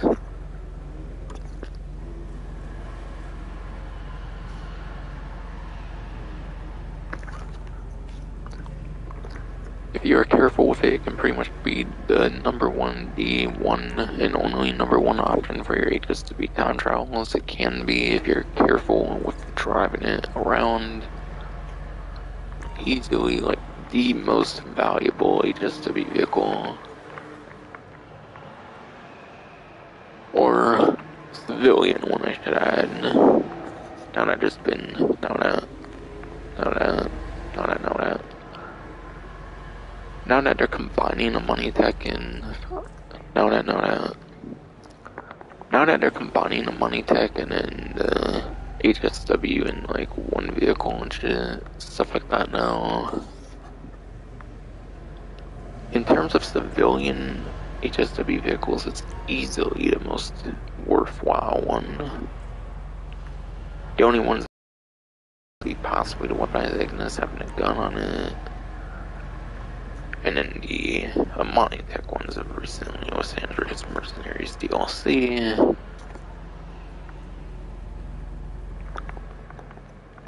So I feel there's only like a few contenders that can kind of like be pretty decent in comparison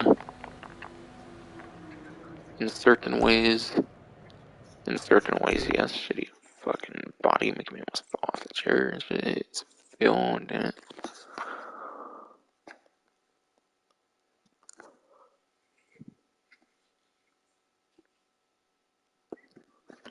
I'm a comedian. That was supposed to be funny. I didn't know he was fucking allergic.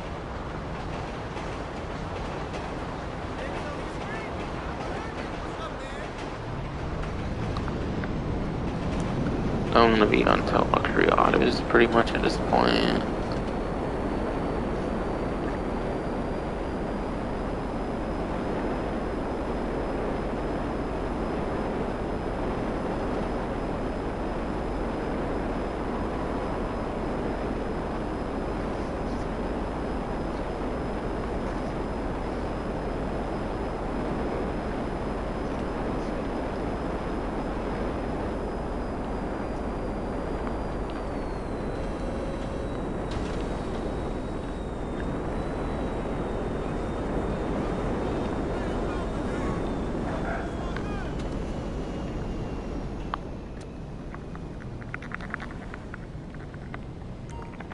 But yes. It looks for luxury autos to be the Nagasaki Shinobi, which I was on the motorcycle section for Luxury Motorsport earlier. That's clearly on discount. Vapid Flash GT should clearly not be on discount, being a biker themed event. Unless it's like the Cheetah where it is, but I'm pretty certain that's not the case.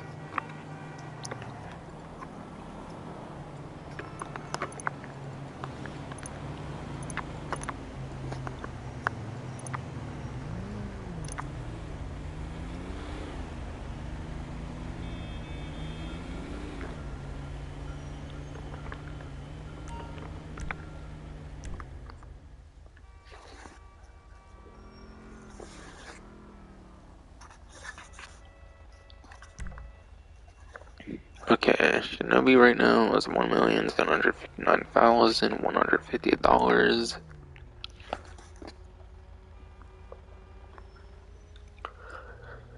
But yes, the Nagasaki Shinobi, it's pretty much the other motorcycle that was introduced in the game as part of the contracted DLC. I think it was one of only two motorcycles from the contract DLC, along with the Western Reaver. And unfortunately, between those two, it's kind of the more useless of the two, I would say, for the contract DLC motorcycles. So therefore, do not expect anything as crazy as the Reaver when I'm talking about it. You're kind of... But yes, according to the spreadsheet, the Shinobi is going to be a 4th place in lap time, which means for 8th gen it could actually be a pretty decent option when it comes to like time trials. Where you don't have HSW, it could be a pretty decent lap time option for time trials. And therefore and had a shitty throat. And pretty much good for lifetime as well, kind of in top 3 for 8th gen as well when it comes to fucking lap time for the premium races too, not just time trial sakes. And then top speed on the other hand is 9th place.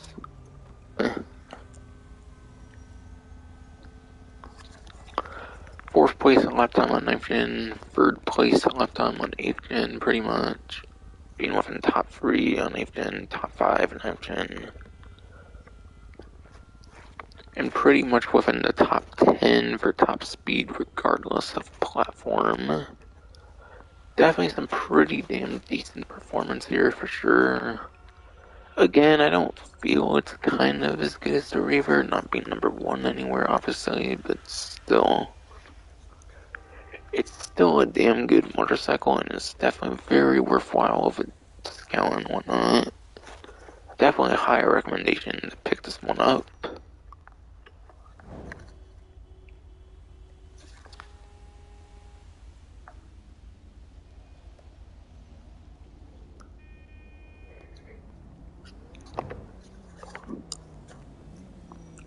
By the way, unlike the Cheetah, this one is only 30% off, not 40% off, by the way, so keep that in mind.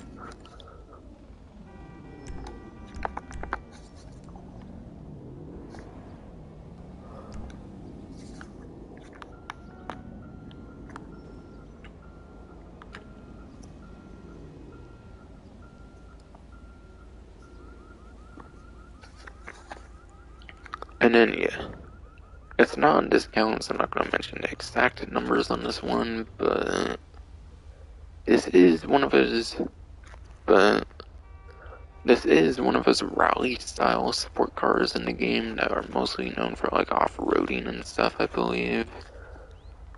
So you're probably not getting very serious performance on this one.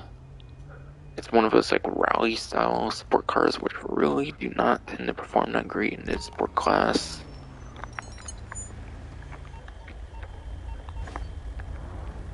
Your car is the shit. So hot. Who knows? I was saying that shit to my jet or no. Oh shit, that black one over there kinda maybe could be fitting that, I don't know. Maybe that green one, I don't know. Oh shit, I did not mean to fly, not bad there. Again, I'm kinda tired right now. I actually barely got sleep. I went to bed at like 8, and I got like 1 into 2, I think.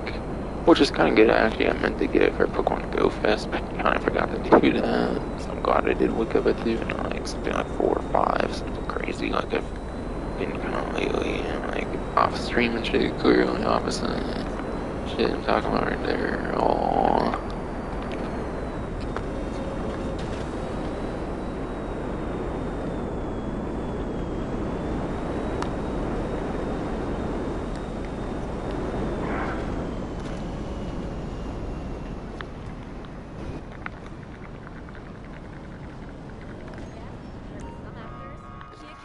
And last but not least, for showrooms, goes to Simeon's Premium Deluxe Repo Work, or Motorsport. Yes. I always get confused with the contact machine name of how long that shit is, kind of. But here, get the Nagasaki Shotaro, the Western Power Surge, Pegasi Fagio Mod, BF Raptor, and then the Coil Cyclone. Oh, and I forgot to show, like, the Flash GT, if that was available. There are 2-door, 4 doors, only for luxury autos. I think it's in, like, Soaring Sandra Super Auto Update or some shit, whatever the fuck.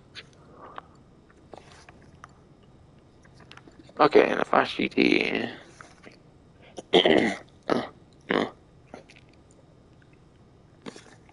But nah, You can get this one right now on the website permanently, pretty much. So no FOMO on that one. And if Shinobi, like I said, clearly was here earlier.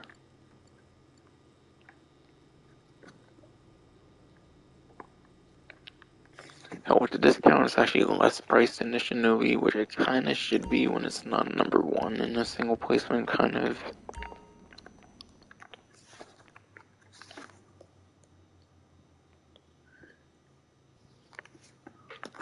But yes, two of these are on discount, the other ones are not.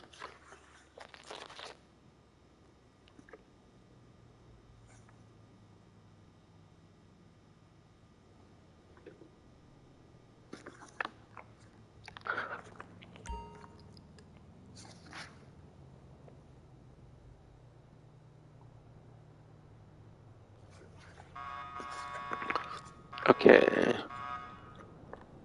So, starting off here.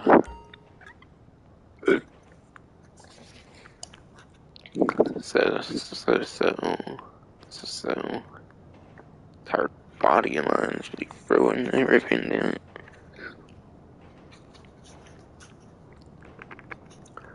But yes. Nagasaki Shotaro, I already mentioned some good stuff about this. It's pretty damn good for lap time.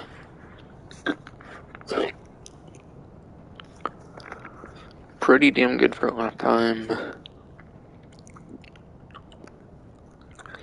It also does not matter if you do forward or backward with the stick, I believe, on this vehicle, so you can like go as fast as you can, regardless of like which way you're like pulling stick, essentially, or whatever the fuck.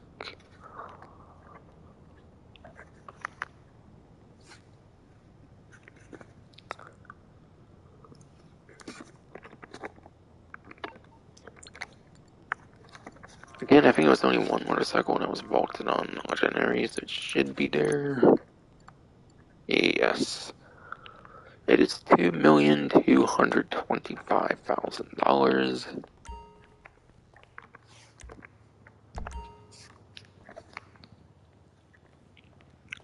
But yes. It's not discounts. I don't want to mention the exact performance numbers. I was thinking maybe I've mentioned the performance, but nah. It's not on discount. I don't want to like give exact numbers for it then. But it is super good in lap time. It is super good in lap time for motorcycle class, which is super important.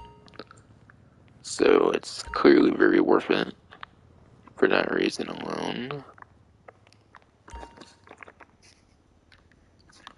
And then onto the Western Power Surge here. This one is on a discount. I'd say that is on discount. Very latest motorcycle addition to the game. Definitely certain no other one released afterward. Instead of like 1,605,000, looks to be 1,123,500.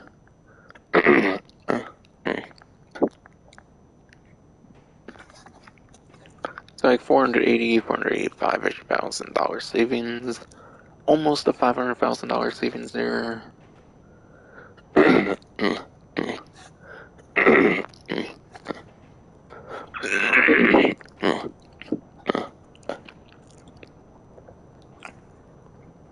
Ah, fuck, our body she fucking frozen in it. But yes. But yes.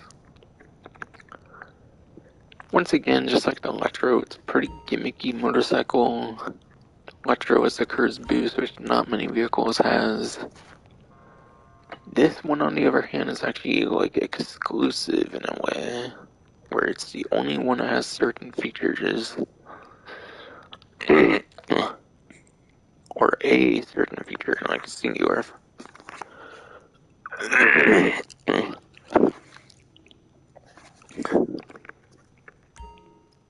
Or a singular feature when it comes to the power surge here. Whatever the fuck. It is the only. It is apparently. It is apparently the only electric motorcycle in the entire game. Yes, it took till 2022, like 2023 to get for the first electric motorcycle, it looked like. Apparently it's the only fully electric motorcycle in the game, at least from what I've heard. So therefore, it's kind of your best acceleration when it comes to a motorcycle. So therefore, it's probably your best accelerating motorcycle in the game. So if you had to stop real quick, you can get back to top speed real quick.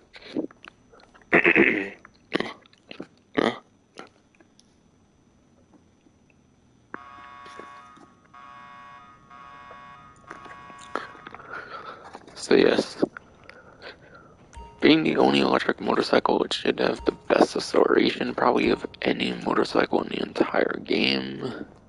As you can see, acceleration is actually at the way fucking top there. And you can say that for the Shitara too, apparently, but again, it should be the only fully electric motorcycle in the game.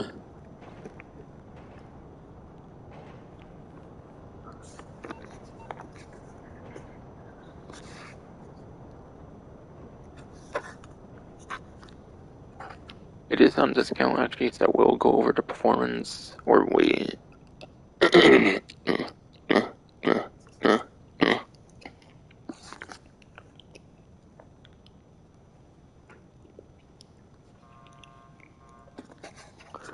Wait. Should you fucking throw, damn it. Tired body, damn it. But scratch that. It's the spreadsheet. The spreadsheet's not exactly up to date. That's a Criminal Enterprise DLC. Drug Wars was the update after. So I actually do not.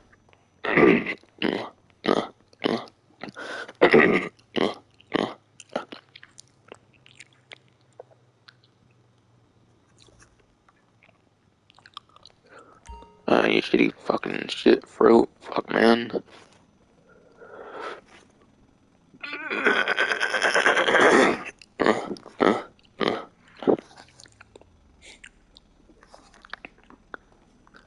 That guy shitty throat, didn't. Our body and everything. But yes. Apologies, but I actually cannot go over performance on this one. Because the spreadsheet is a Chrono Enterprise DLC and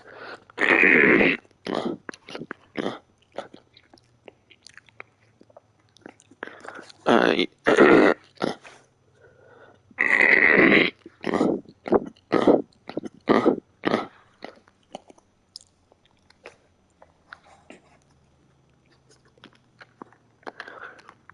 you shit fucking throat, damn it. But yes. Apologies, but I actually cannot go over performance on this. Because the spreadsheet is as of the Chrono Enterprises DLC, which was summer 2022, and this was winter 2022. And this was winter. And this was winter 2022, pretty much. So, yeah.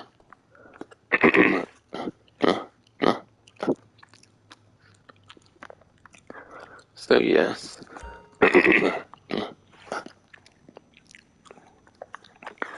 So, yes. So, yes, you shitty fucking throat, damn it.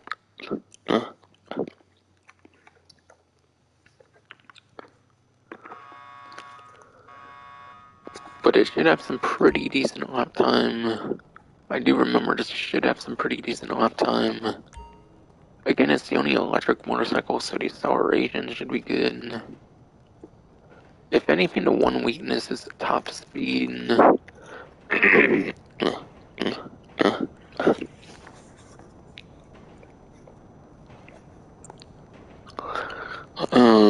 Shitty fucking fruit.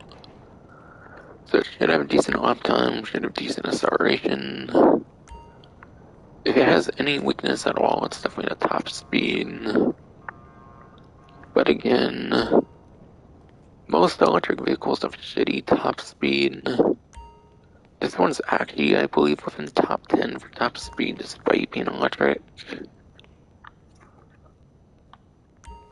But if there is one weakness, it's totally going to be your top speed for it. I do highly recommend picking up the Power Surge. It's a pretty damn good motorcycle, definitely. Definitely a pretty damn good motorcycle, being the only fully electric one, apparently. Faggot mod is on San Andreas. That's where a lot of motorcycles get vaulted. So it's probably gone. So you probably have to get over here in particular.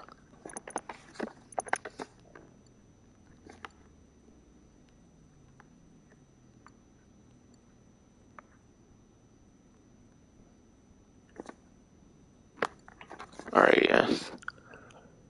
You do not get the Faggot mod, unfortunately, for normal means on the game anymore for the website.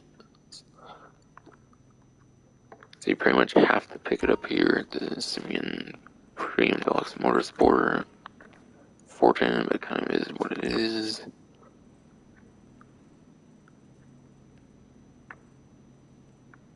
Now this one is full price, definitely.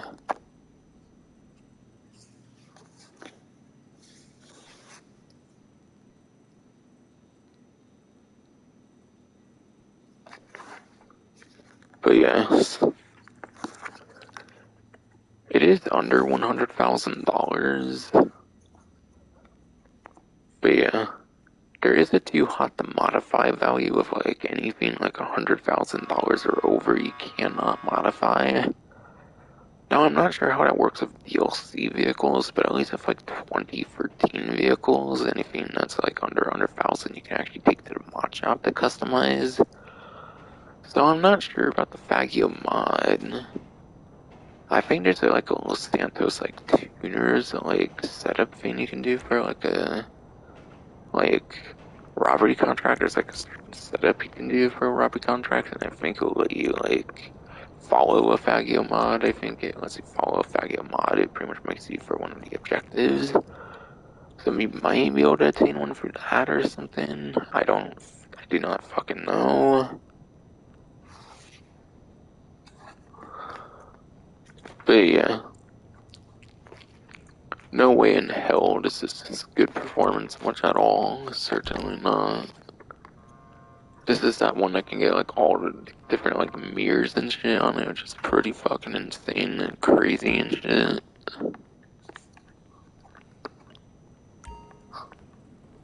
So unless you're a really big fan of the vehicle, I probably would not bother with it at all.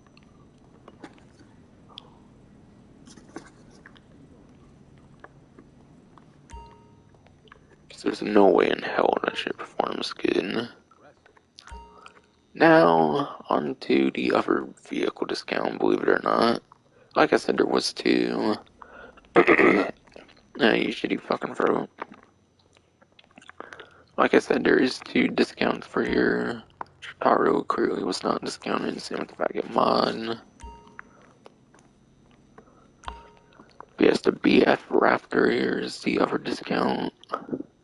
Now this one,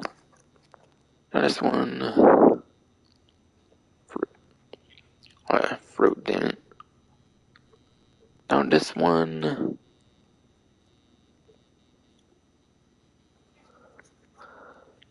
actually does make sense as a discount this week, believe it or not.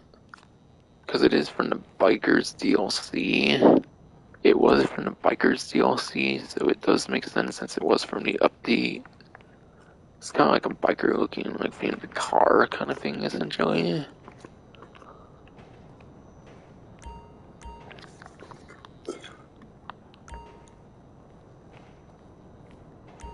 But yes, should be a two-door, certainly, I'm guessing here.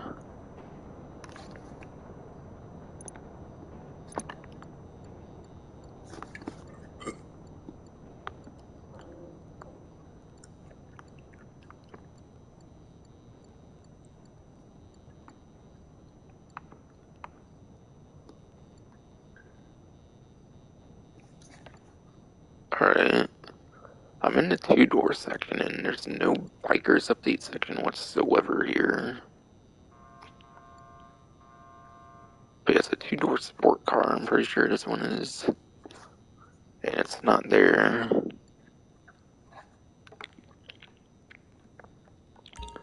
clearly not a four-door. It's not a motorcycle, because again, it's in the sport class.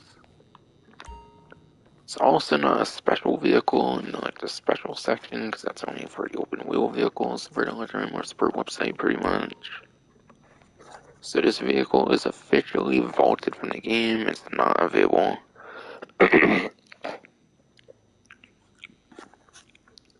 So this vehicle was unfortunately vaulted from the game. It looks like officially unavailable, aside for the dealership here for the week. So if you want it, you gotta pick it up.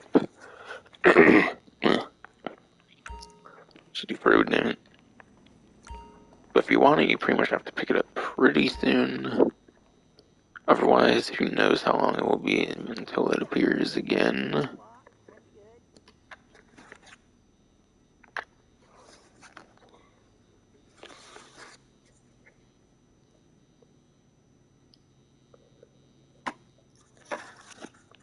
But yes, this one actually has a pretty insane discount on it.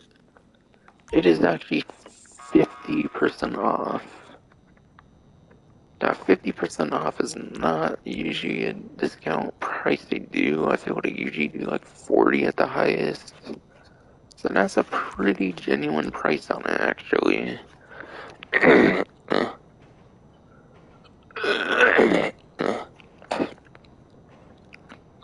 I usually fucking fruit. But yes. Normally 648,000.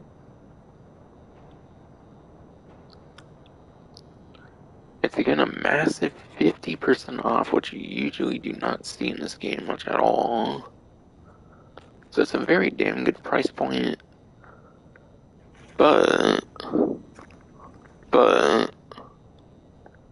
I swear I do recall them offering the vehicle for free in the past.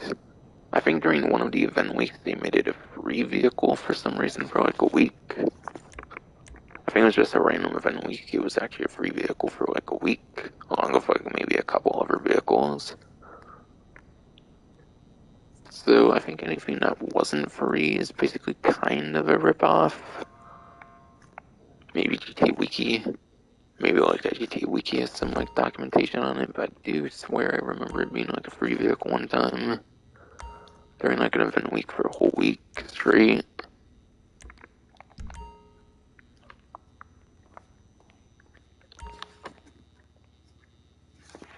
But yes, it is in the sport class, I'm certain, which again is like the most.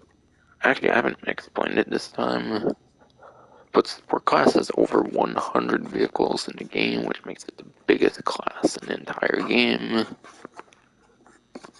And it is a freewheeler, just like something like the Strider. And those do not perform very good. And those are not known to perform very good, quite frankly. It's a very unique body style and stuff, so I like it a lot. So I think it's a very good one for personal preference kind of reasons. If you just really like customization on it, or you really like the appearance of it or something. But in the sport class, going off of the spreadsheet,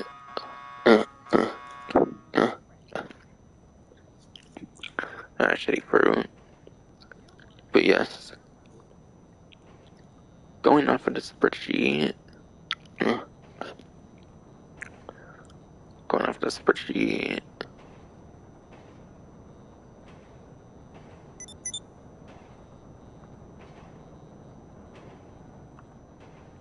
the Raptor, the BF Raptor is as low as I tier. It's in the fucking I tier. 3 whole tiers beneath like the F tier, which is like the worst grade in like school and shit, bro. So that means it's got garbage lap time right away. That lap time is like 89th place. So it's got one of the worst lap times of the entire sport. sport class. And then damn, it's even worse top speed. 92nd place top speed. And he has the Andreas Mercenaries, like drug wars, stuff like that's not even on the spreadsheet. So it even goes further down technically as well than that. And hell with like 2 HSW sport cars, and in the regular versions it went down probably at least like 4 more placements just with the Andreas Mercenaries update on the top speed. It's like at least like a 96-ish. I don't even know if it's like past 100 at this point for top speed. Goddamn, bro. Yeah, you're not getting good performance on this one at all. It's just a pretty fun, gimmicky, like, sport car, really, with a freewheel gimmick thing on it. And then last but not least, a coil cyclone. 8th gen does not have the Cyclone Mark II, so they cannot really put the Cyclone II aside for, like, HAL's, like, premium test ride, by the way. So it's clearly the Mark I version, because it's not the Cyclone II again. So, this one is in the supercar class, definitely starts in there. Like your power surge, it is also electric as well. It's more of a traditional electric car, which will suffer a lot, probably in the top speed. Okay, I don't know why I was going on the spreadsheet looking for it. It's non-discounts. I'm not going to be going over exact placements. That's right.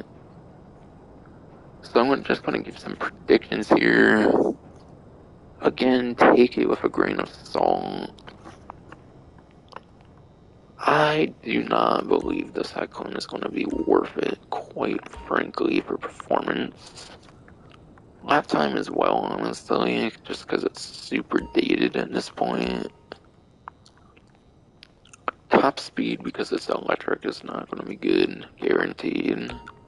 It's one of the more traditional electric vehicles that do not have good top speeds, unlike some of the newer ones like the Power Surge and like the Fata Buffalo EVX, which can be pretty good in top speed too, kind of.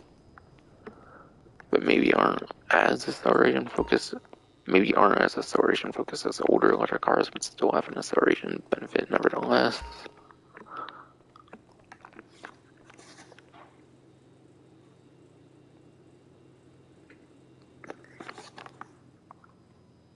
But yes, only get it for performance, personal preference kind of reasons.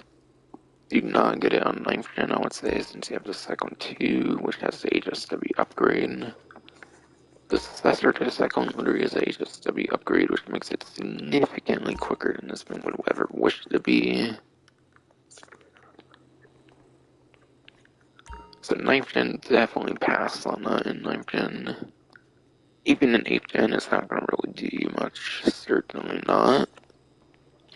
Besides for anything acceleration related, like, if a gunfight's super quick or something, acceleration's pretty good for getting out of, like, a situation in a pinch, apparently.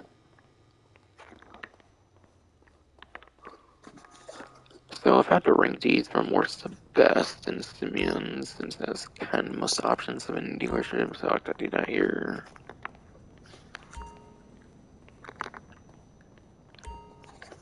Power Surge, I'm saying, is the #1 offer here just because it's on discount. Then I would probably say Tardo for #2.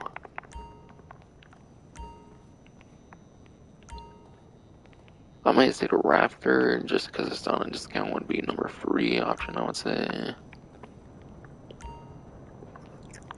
Yeah, honestly, I'm kind of thinking the Fagio mod would be the #4 I would rate from best to worst. And then I would say the Cyclone is probably the loser here. Because again, there's a Cyclone 2, which makes it pretty much redundant. Or at least the Fagio mod is a super unique version of the Fagio and whatnot. With all the crazy customizations and shit.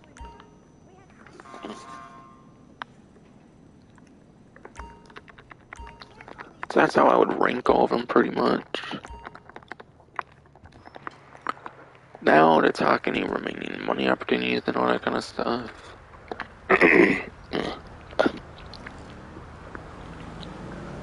Fruit, damn it, come on. Not talking any money opportunities remaining at this point, any like discount stuff and everything still remaining.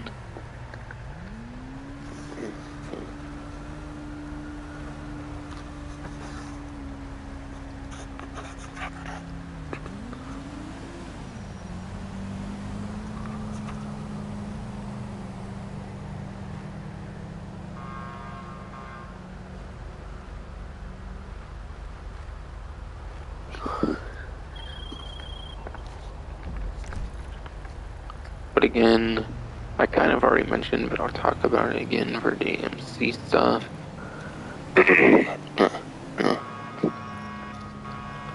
For cell missions,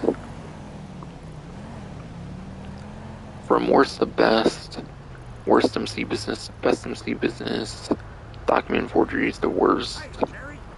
Weed is second worst, pretty much. Counterfeit cash is like right in the middle, pretty much the average business. And then meth is second best, with cocaine being your best one of the.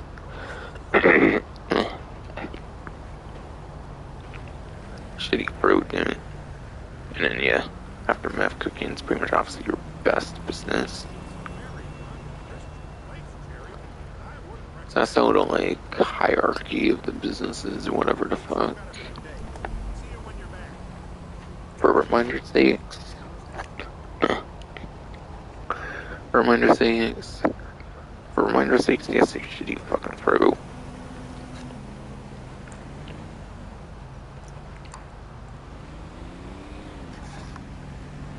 Honestly, as for the cell missions themselves, I think I pretty much explained everything about the cell missions themselves.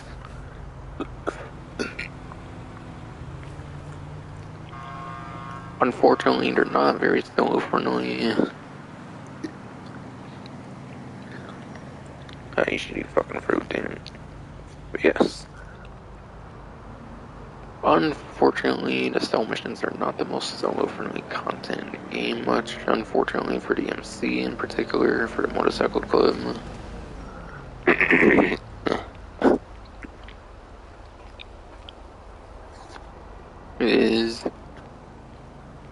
It is one of the most group-heavy, like, business type of content in the game. So I'm not really too big on it personally for the MC. But again, newer editions like the Stash Houses have definitely. But again, newer editions like the Stash Houses have definitely made it much more worth doing as a solo player, nevertheless. So you might as well shoot for any as long as it's been from the. As long as it was from the fucking. Like, Stash House, pretty much. And yeah, you got really shit ones again, like the post-op vans and the trash masters, and I feel they just happen too often compared to the easy ones. Compared to much easier ones like the Dodo seaplanes, baggers, like those motorcycle things from my story mode I mentioned earlier with like Franklin's motorcycle, the dinghies, the buzzards are pretty easy.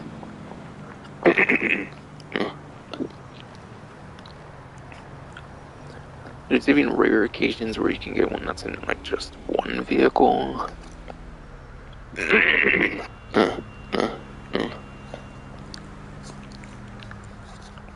Actually, fruit.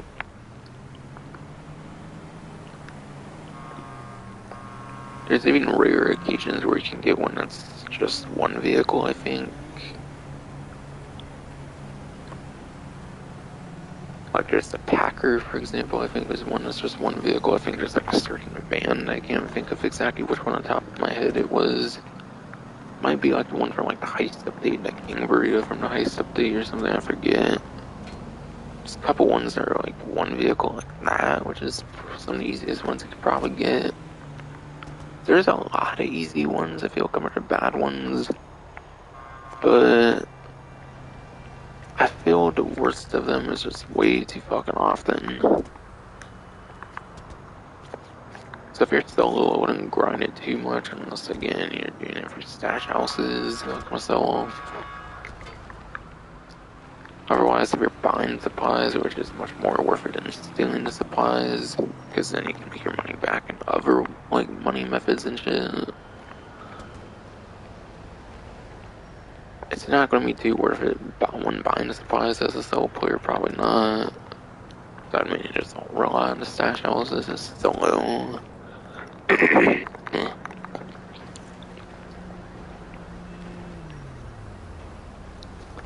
So if there was much of anything new I wanted to add in, like, explaining more source missions. Shitty fruit. I mean, if there was anything more I wanted to add, it was just explaining more of the cell missions, not source missions. Like I said earlier, I wanted to explain.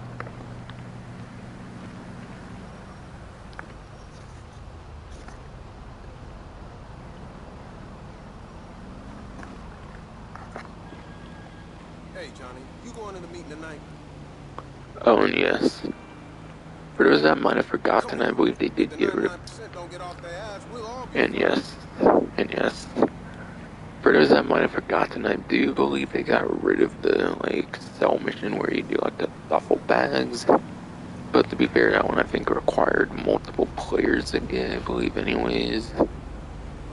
So it wasn't really a good one for solo play, anyways. But still, it was like the easiest one because you could use like any vehicle you wanted to deliver like duffel bags.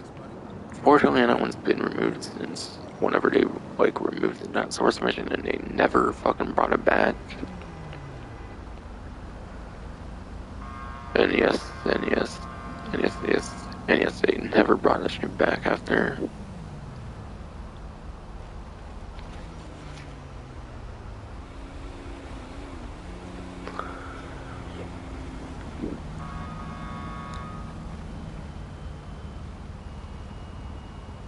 And yeah, biker businesses might be 40% off as well, just like the clubhouse from earlier. I'm not going to be going over to the businesses themselves. I'm not going to go to the MC Clubhouse for the Open Road website to show off prices of them and whatnot, see if they're indeed on discount. Actually, at the bottom of the newswire should pretty much confirm it.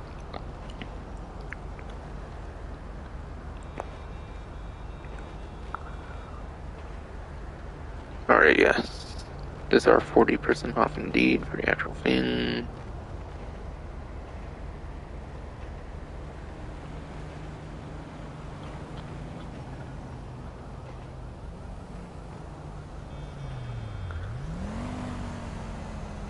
But I figure I'll get that discount away now, because I'm not going to go over to the open road.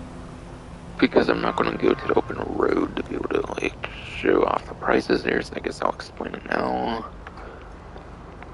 But yeah, I pretty much explained the rarities of the businesses. You clearly want all of them to make as much profit as possible, even if some of them are not the greatest, like the document forgery especially. Before they increased the money, I don't even think it was profitable when you bought supplies. I could have been wrong. But I think nowadays, as of last year, it is slightly profitable at least when you buy supplies for that. Like pretty much any other businesses, pretty much.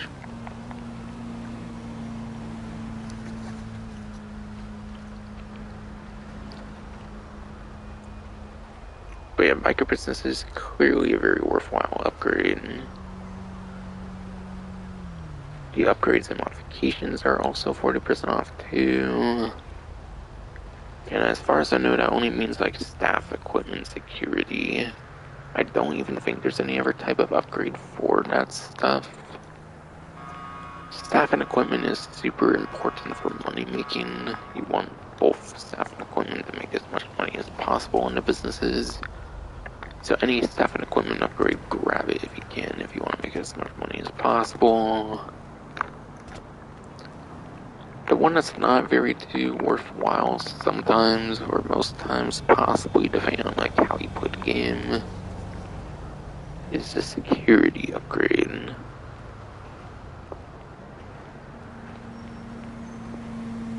Now, honestly, security upgrade could probably be much more worth it now with the stash houses again, where you get like random supplies for like a certain business and stuff. If you do this a lot, then your biker businesses could get raided.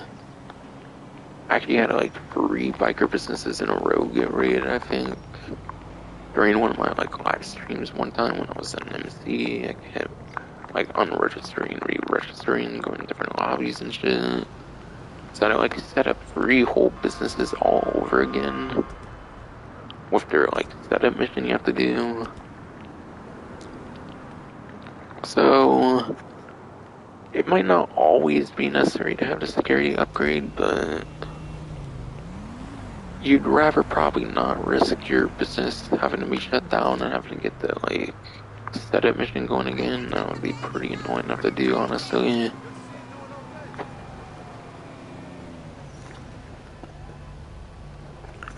So even if security is not as worth it as the other 2 upgrades for businesses, definitely I would say get it just in case.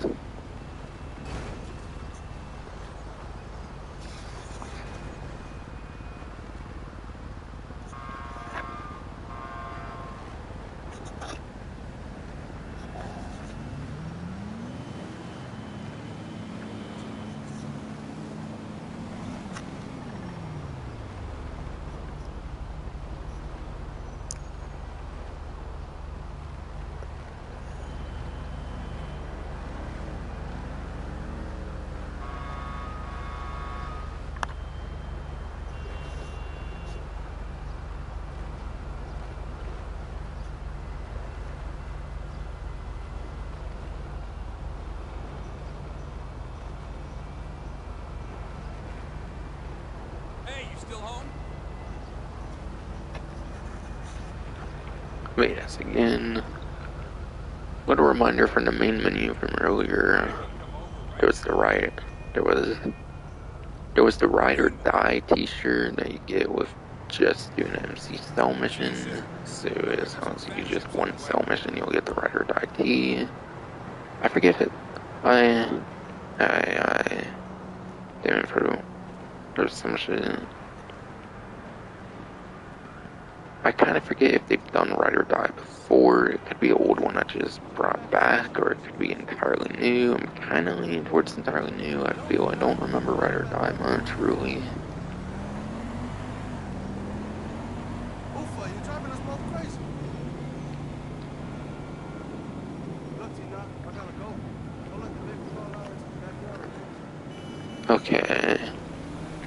I don't feel like I'm going to want to go to my MC Clubhouse. I don't know how much more details that go on in terms of the Clubhouse contracts. I went into a little bit of advice enough already, I would say, but wait, that's a shitty fruit.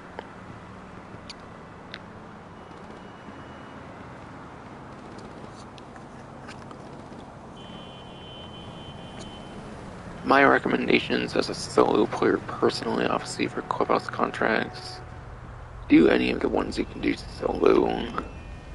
Don't go for the ones that require multiple players. Unless, of course, you play with multiple players all the time, then I guess. But I won't have any advice on those kind of ones on top of my head. But if I remember ones by name here, Cracked. I think Cracked is a pretty alright one for sure, where you're like cracking a safe and you're taking like the contents back to your MC or some shit. Something like that, I kind of forget. Like how it ends, like after you do like opening the lock. I think Cracked's a pretty alright one. I think Gun Running's a pretty alright one.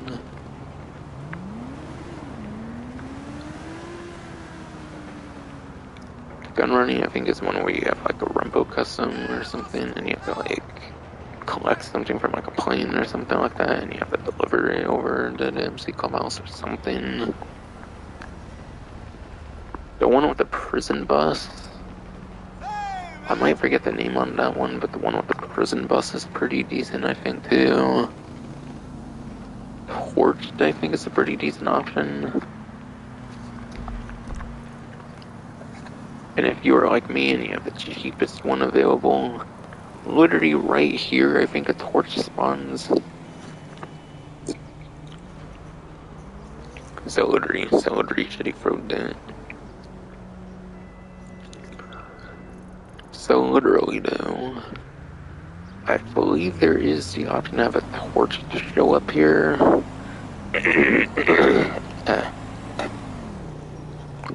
Shitty fucking fruit. But yes, I am totally certain that torch does show up in this like parking area. I don't know where like these crates are and shit, whatever the fuck.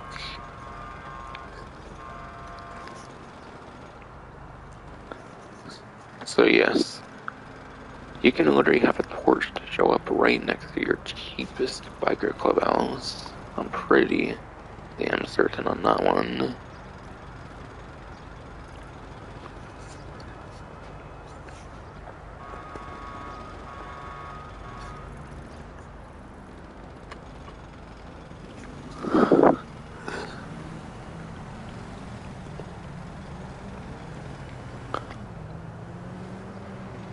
But yeah.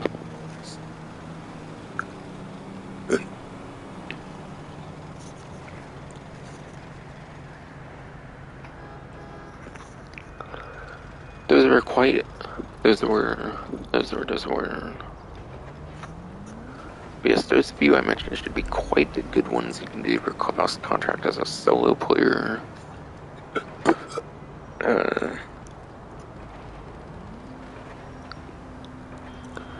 Shitty fucking throw and shit, dude.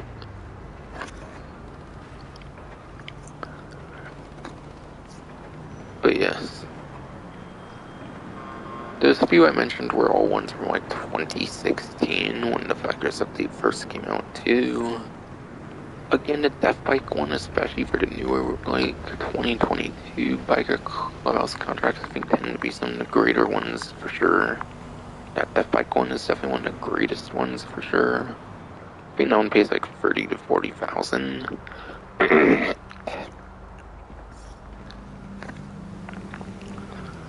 I believe it pays 30 to 40,000 like normally on the Death Bike one, so like on 2 times that'd be like 70 to 80,000, which is fucking mad.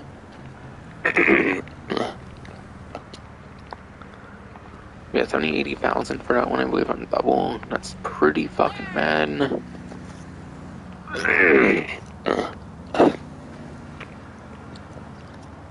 Oh, you shit fucking fruit, dude. But yes. But yeah. She fruit, dude, I'm gonna speak. The Death Bike one should be like 70, 80,000, I'm certain, on like double money. 30, 40, well, like I said earlier, was just a regular fail, I'm pretty sure. Without 2 times. And yeah. There's one where you have to like obtain an oppressor. There's one where you have to like obtain an oppressor in like a container. There's a thing of oppressor keys that you can find that will let you actually take the oppressor without having to take like the cargo bob with the like container being attached to it. I usually fucking fruit. But yes. There's oppressor keys you can get on the oppressor one that lets you actually use the oppressor. That makes that one go so much faster. I would definitely say.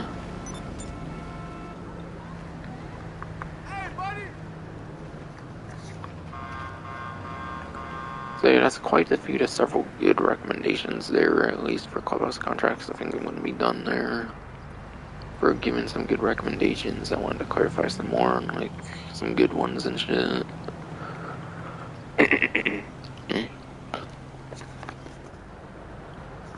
And yeah, you're actually getting triple on those. So if I said like 70, 80,000 for that one, you might get over 100,000 on that one. that fight one you might get over 100,000 on it since it's 3 times right now, not 2 times even.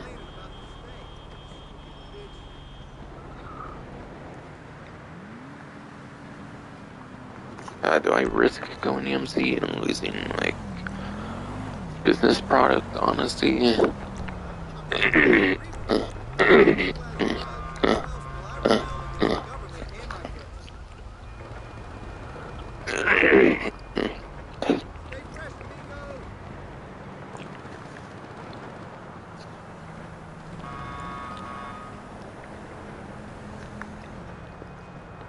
Shitty fruit.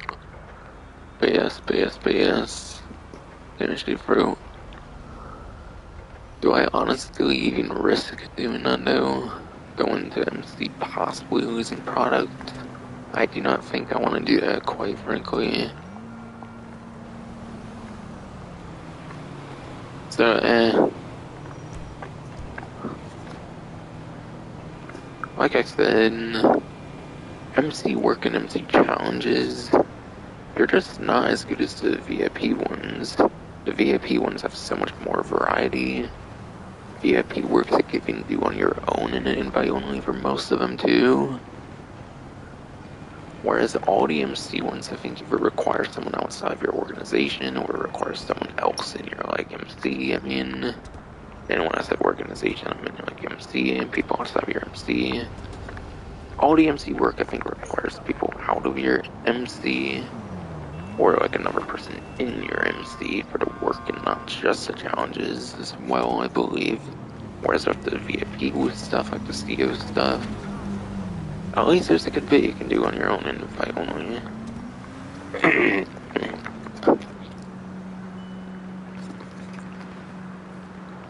I feel there's no real reason to do those over the clubhouse contracts, quite frankly. Unless you're waiting for like a cooldown or something, maybe on like the clubhouse contracts, possibly. But even then, you should probably be doing your businesses like passively while you're doing that.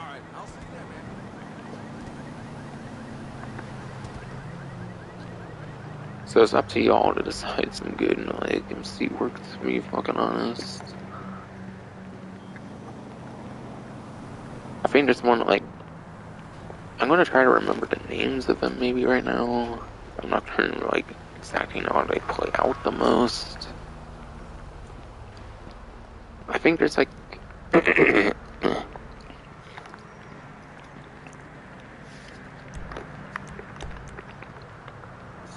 I think one of the MC works. I think one of the MC works is like caged in or something. Which is like the pinned in, like penned in.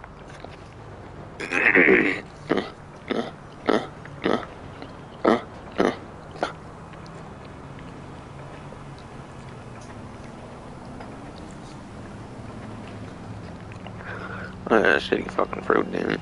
But yes. I think there's one called Caged In or something like that for the MC work. And that one, I think it's basically like the penned in, whatever like free mode event they had in like 2015.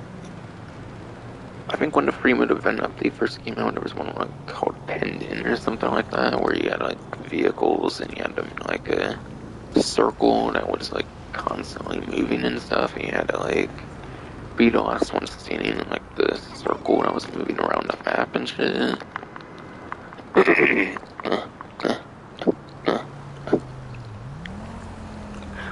Shitty fucking fruit. I believe there's one like that in the MC work. I think there's one called like Joust or something as well in like MC work or something. Where you might have to use like biker melee or like weapons on like motorcycles.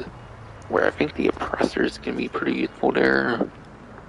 Like it's like game mode where like the oppressors or the death bike I think is the reason. Where like I think you can only use like biker melee and like weapons on like bikes. I've never played it, but I think I've had somebody explain it to me before on a live stream, and that's how it was explained to me, I think, or something.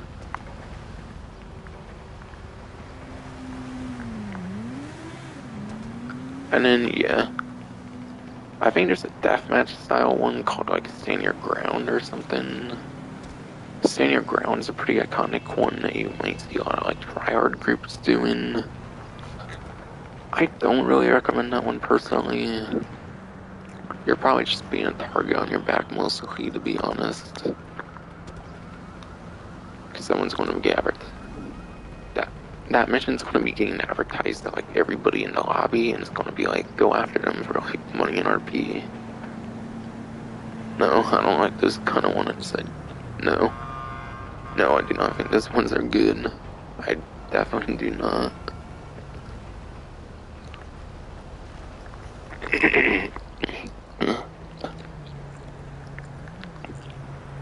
No, I mean that's like a deathmatch style one. There might be like an executive search or something like that as well. I forget with like the MC work.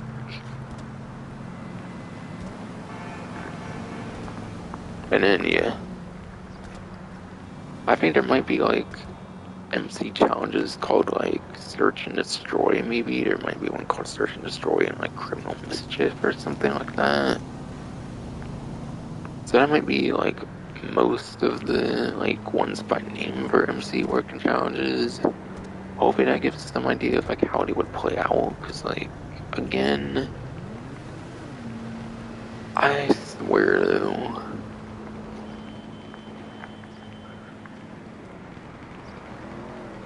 the MC working challenges are nowhere near as good as the VIP ones, I feel, just because of all the extra restrictions on them, I feel.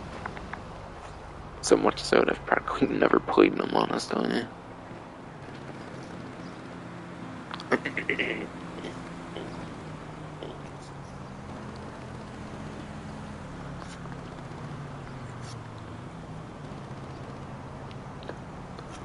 So sorry if it's not too helpful for this section about MC work. So sorry if I'm not that helpful on MC working challenges, but I'm pretty sure they all require another player in your MC or outside.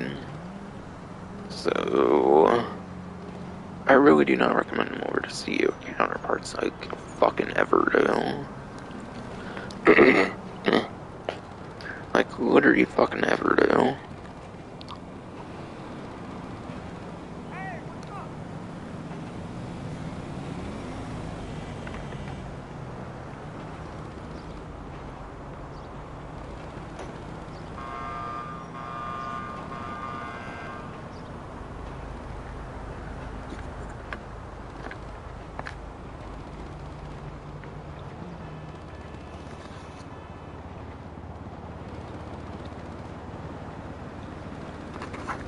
And again, for reminder's sakes, MC working challenges are also free times, just like clubhouse contracts if I have not specified it in a while here. Sneak through if I did not specify it in a while there.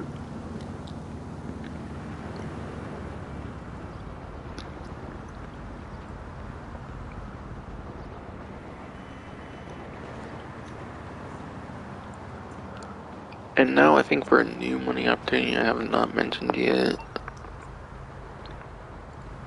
For the event week, I don't think I mentioned this one yet. Because I don't think the main menu.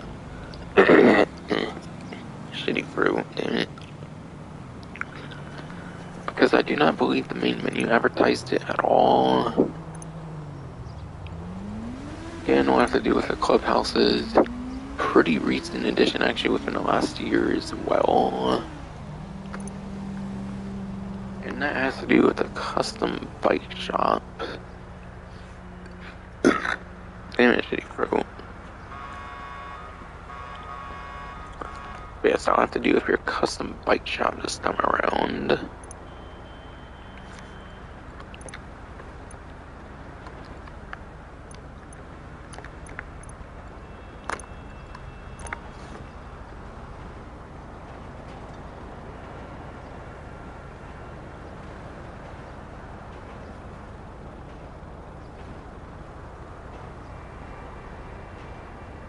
But yes, the fixing up customer bikes, the bike servicing thing for the earning legitimate income, that That is triple money in RP right now.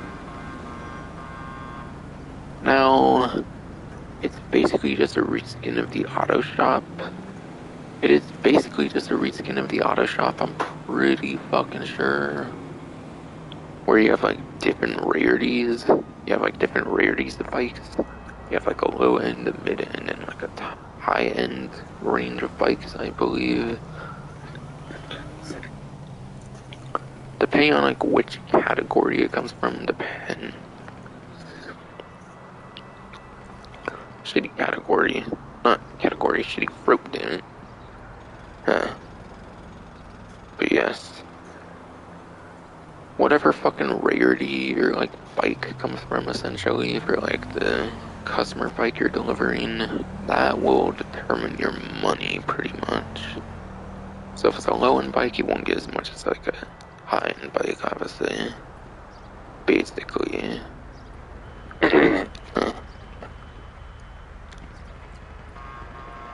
But I think this can definitely be some pretty damn decent money here. I think this one can definitely be some pretty nice, decent money here for sure. You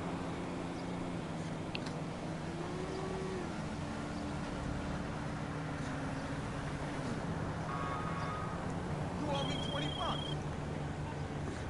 No, Ron, I know it's not rolling into the hangar, it's just one of his like, day one like phone calls from fucking 2013. Fuck off, Ron. But yeah, that's the 3 times money RP on the bike service.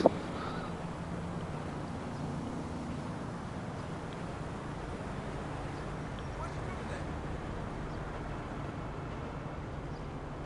Son, I didn't pay for 6 years. Oh, and This is my yes. last.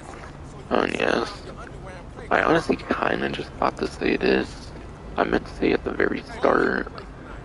but Good. if it was not obvious from the title already, there is no major content additions this time around.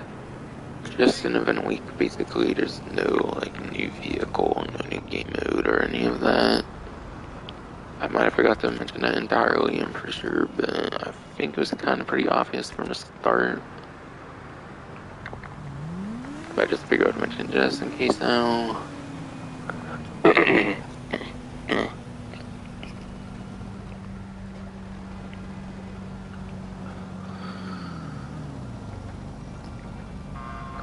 And yes, I have a reminder on the vehicle livery.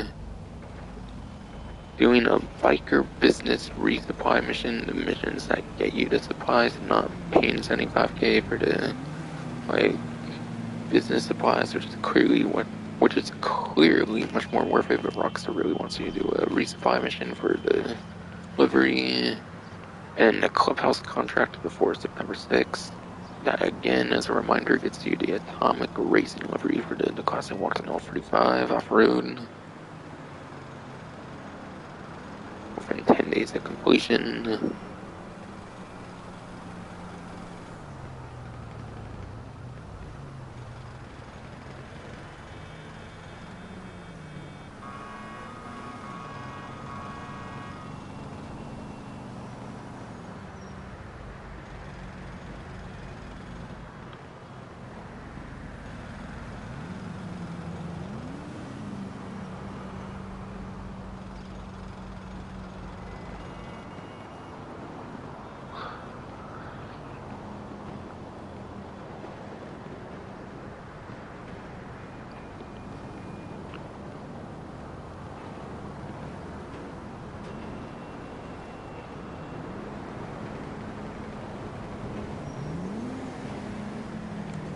And a reminder again, the arena stuff is still going on.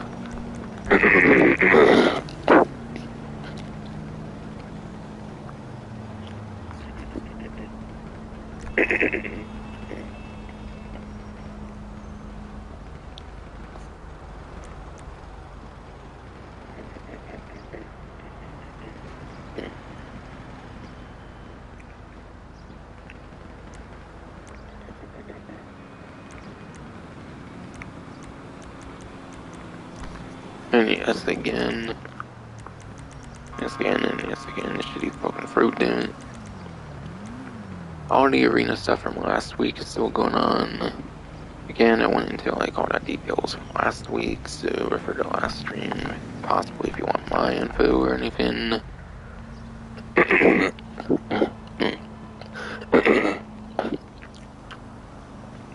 BSJ fucking first. 8P's double, which is really fucking tight as fuck. You're even getting 4 times that shit as a plus, where you're supposed to, but there is a certain cap that kind of limits the games there, quite frankly.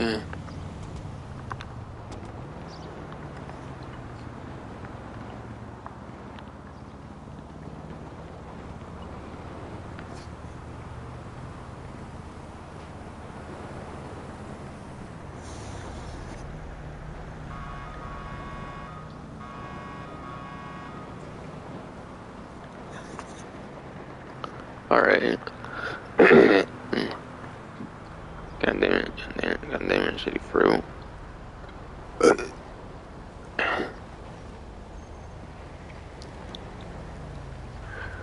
But alright. Only really discounts remain at this point. Shitty fruit. Only really discounts remain at this point, quite frankly. And then I might be doing a couple time trials, and maybe stash house too, and I'll pretty much do it for the stream.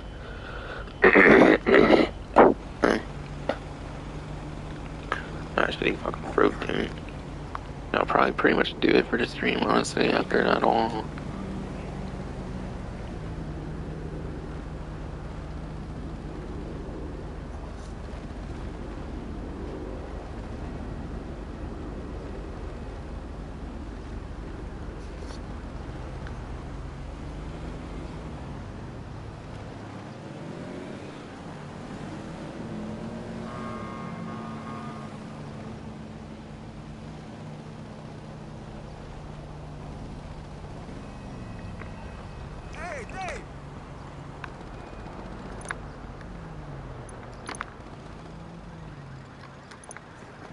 So yeah, for discounts again, on the main menu it said about the biker clubhouse. The main menu did not say the modifications or renovations though, for those wondering if that's the case. But yeah, again, I think the most expensive one is pretty much this one. Like I said, they're not overly expensive, so discounts not too impressive on it. Only like 198,000 there. Shitty fucking fruit. But yeah, it's pretty sure it's most expensive and you only get 198,000 off of it. Not too impressive at 40% off. But that's because it's super cheap normally anyways.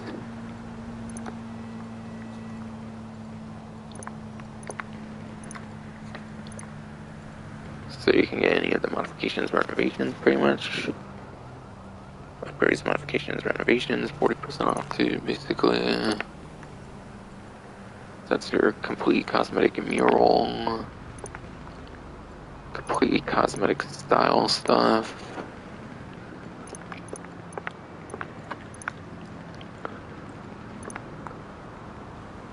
Emblems and shit.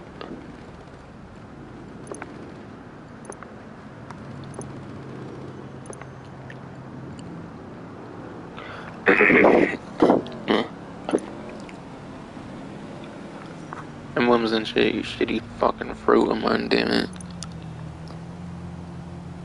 Club name, possibly, if changing it and shit.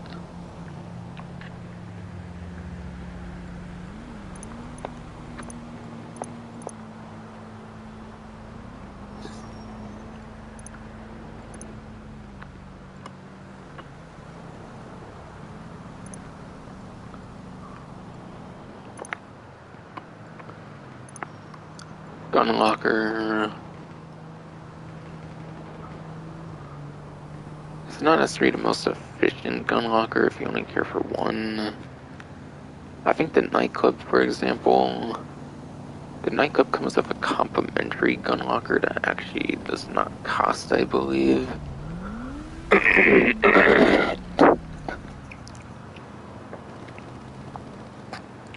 Shitty throat there. Think, I think. I think the nightclub comes with a gun locker if I recall correctly, so... It's not the best gun locker to own if you only care for one, but it is a nice convenience thing if you want to lock off certain weapons off your character, clean up clutter on the weapon wheel, essentially.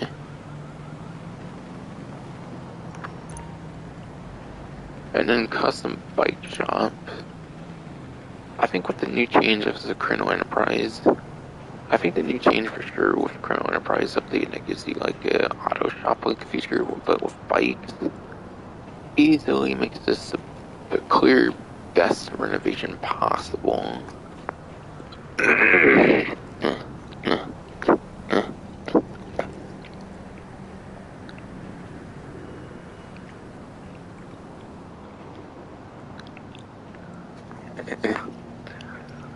Fast, shitty fucking Frodo on there. But yes, for sure this is easily your best possible option here when it comes to the modifications or like upgrades, renovations, and everything.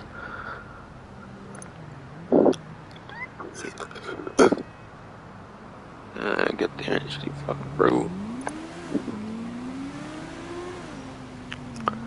So mainly these two here for sure.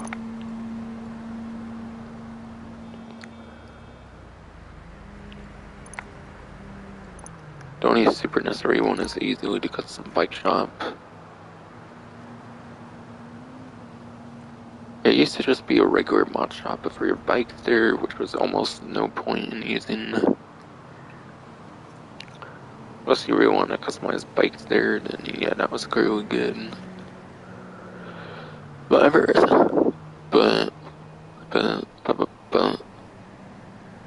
ever since they added the new like customer like bike delivery thing, shitty fucking throat.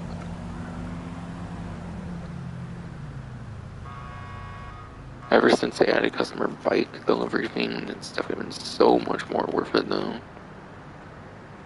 Easily.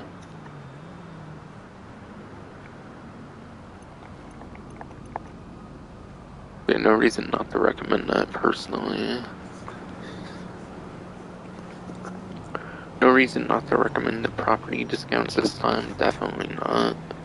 All very damn good property discounts for sure. Hey, honey, how are you?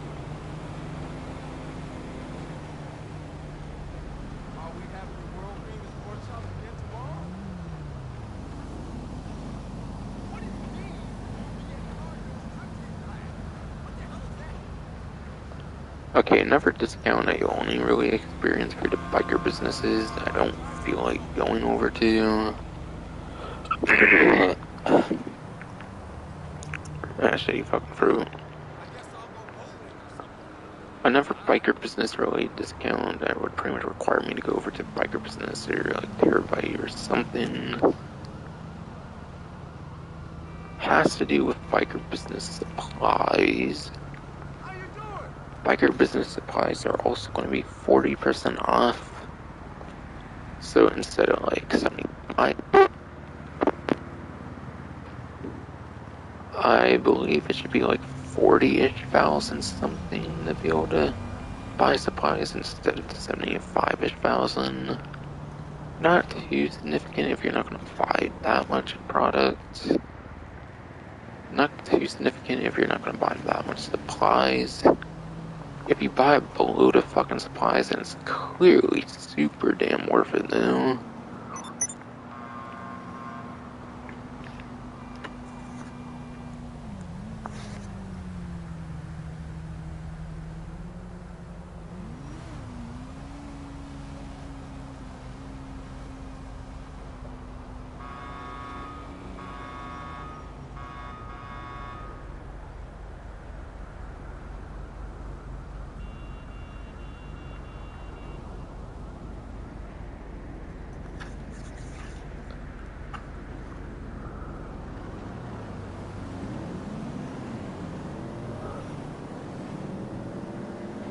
And a reminder, the biker business properties, upgrades, modifications, and then deadline. Outfits were discounts from earlier. Stuff from there, it's just remaining vehicle discounts and any gun van discounts as well.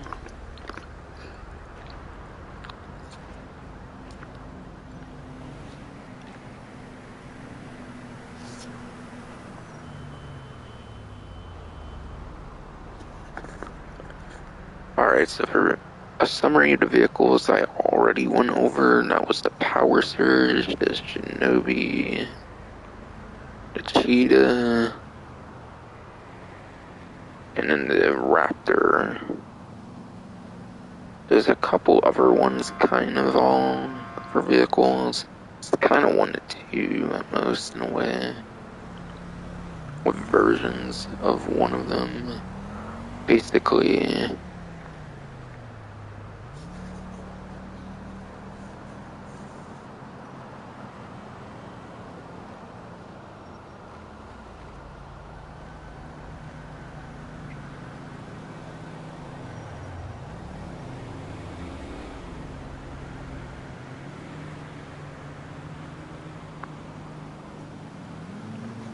now the rest of these you can pretty much all find on the Arena website, which is a better place to look pretty much.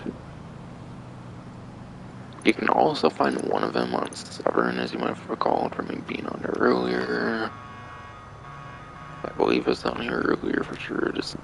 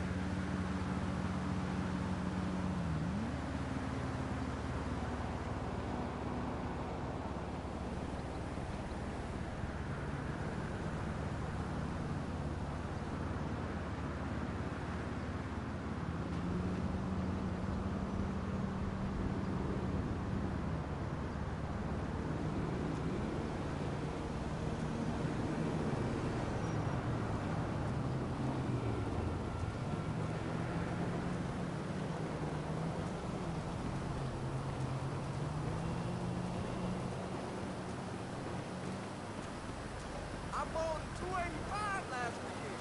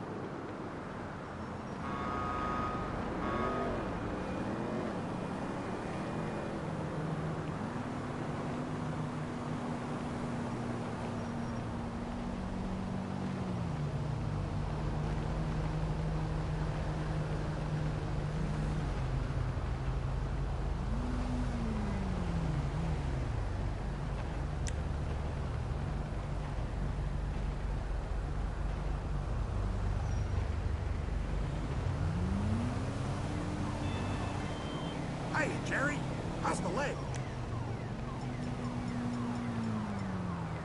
Did they? Well, that's good news.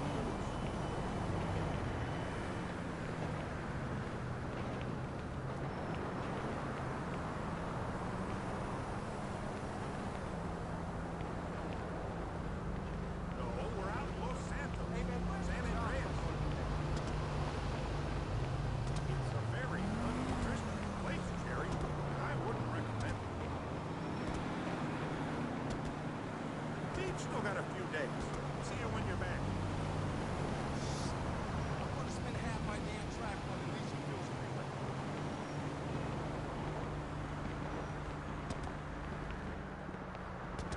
I'm just saying, I don't want to end up peeing in my coffee cup again. All right, I'll see you there, man.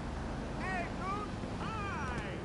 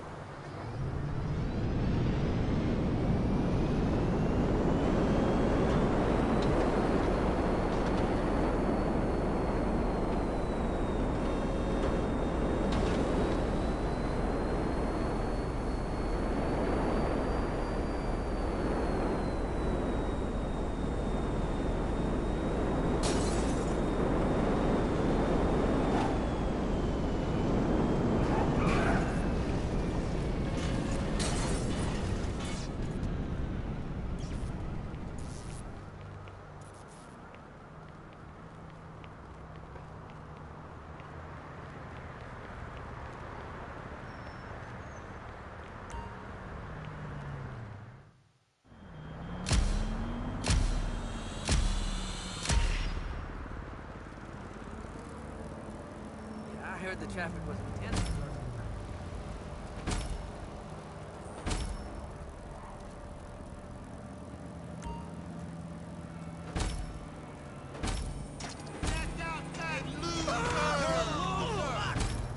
Oh, fuck! Motherfucker!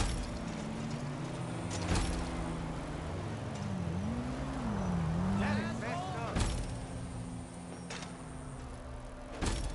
You make me sick. Fuck that shit. Long time no see, Ooze. Hey, what's going on, brother? How you doing? I'm the word of God.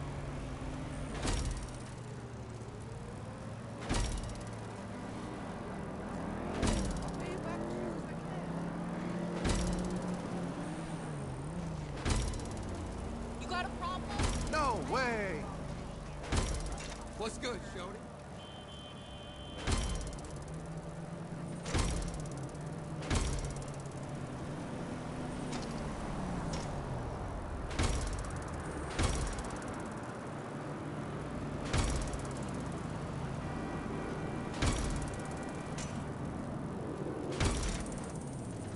Don't like work too hard or do anything bogus like that. I hear you.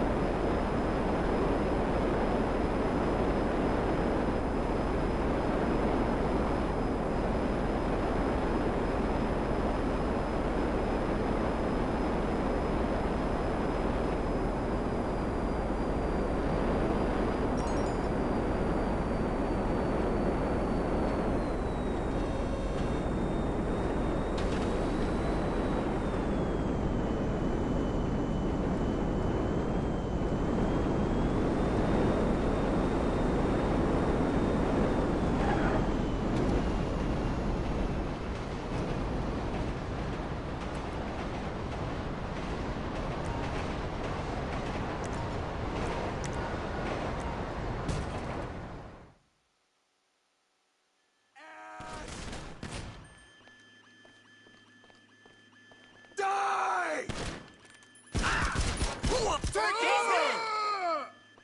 Take him down! You fucking pussy! Down, damn it!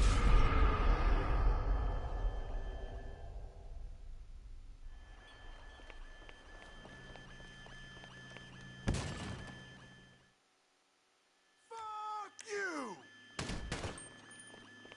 You're gonna die, bitch!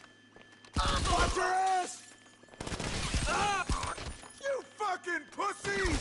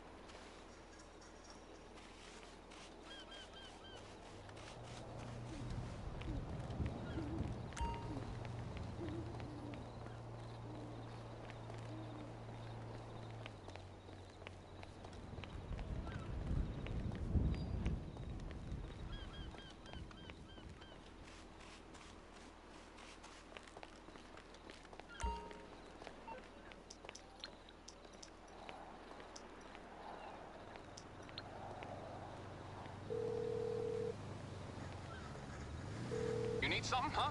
One of your rides? Let me know.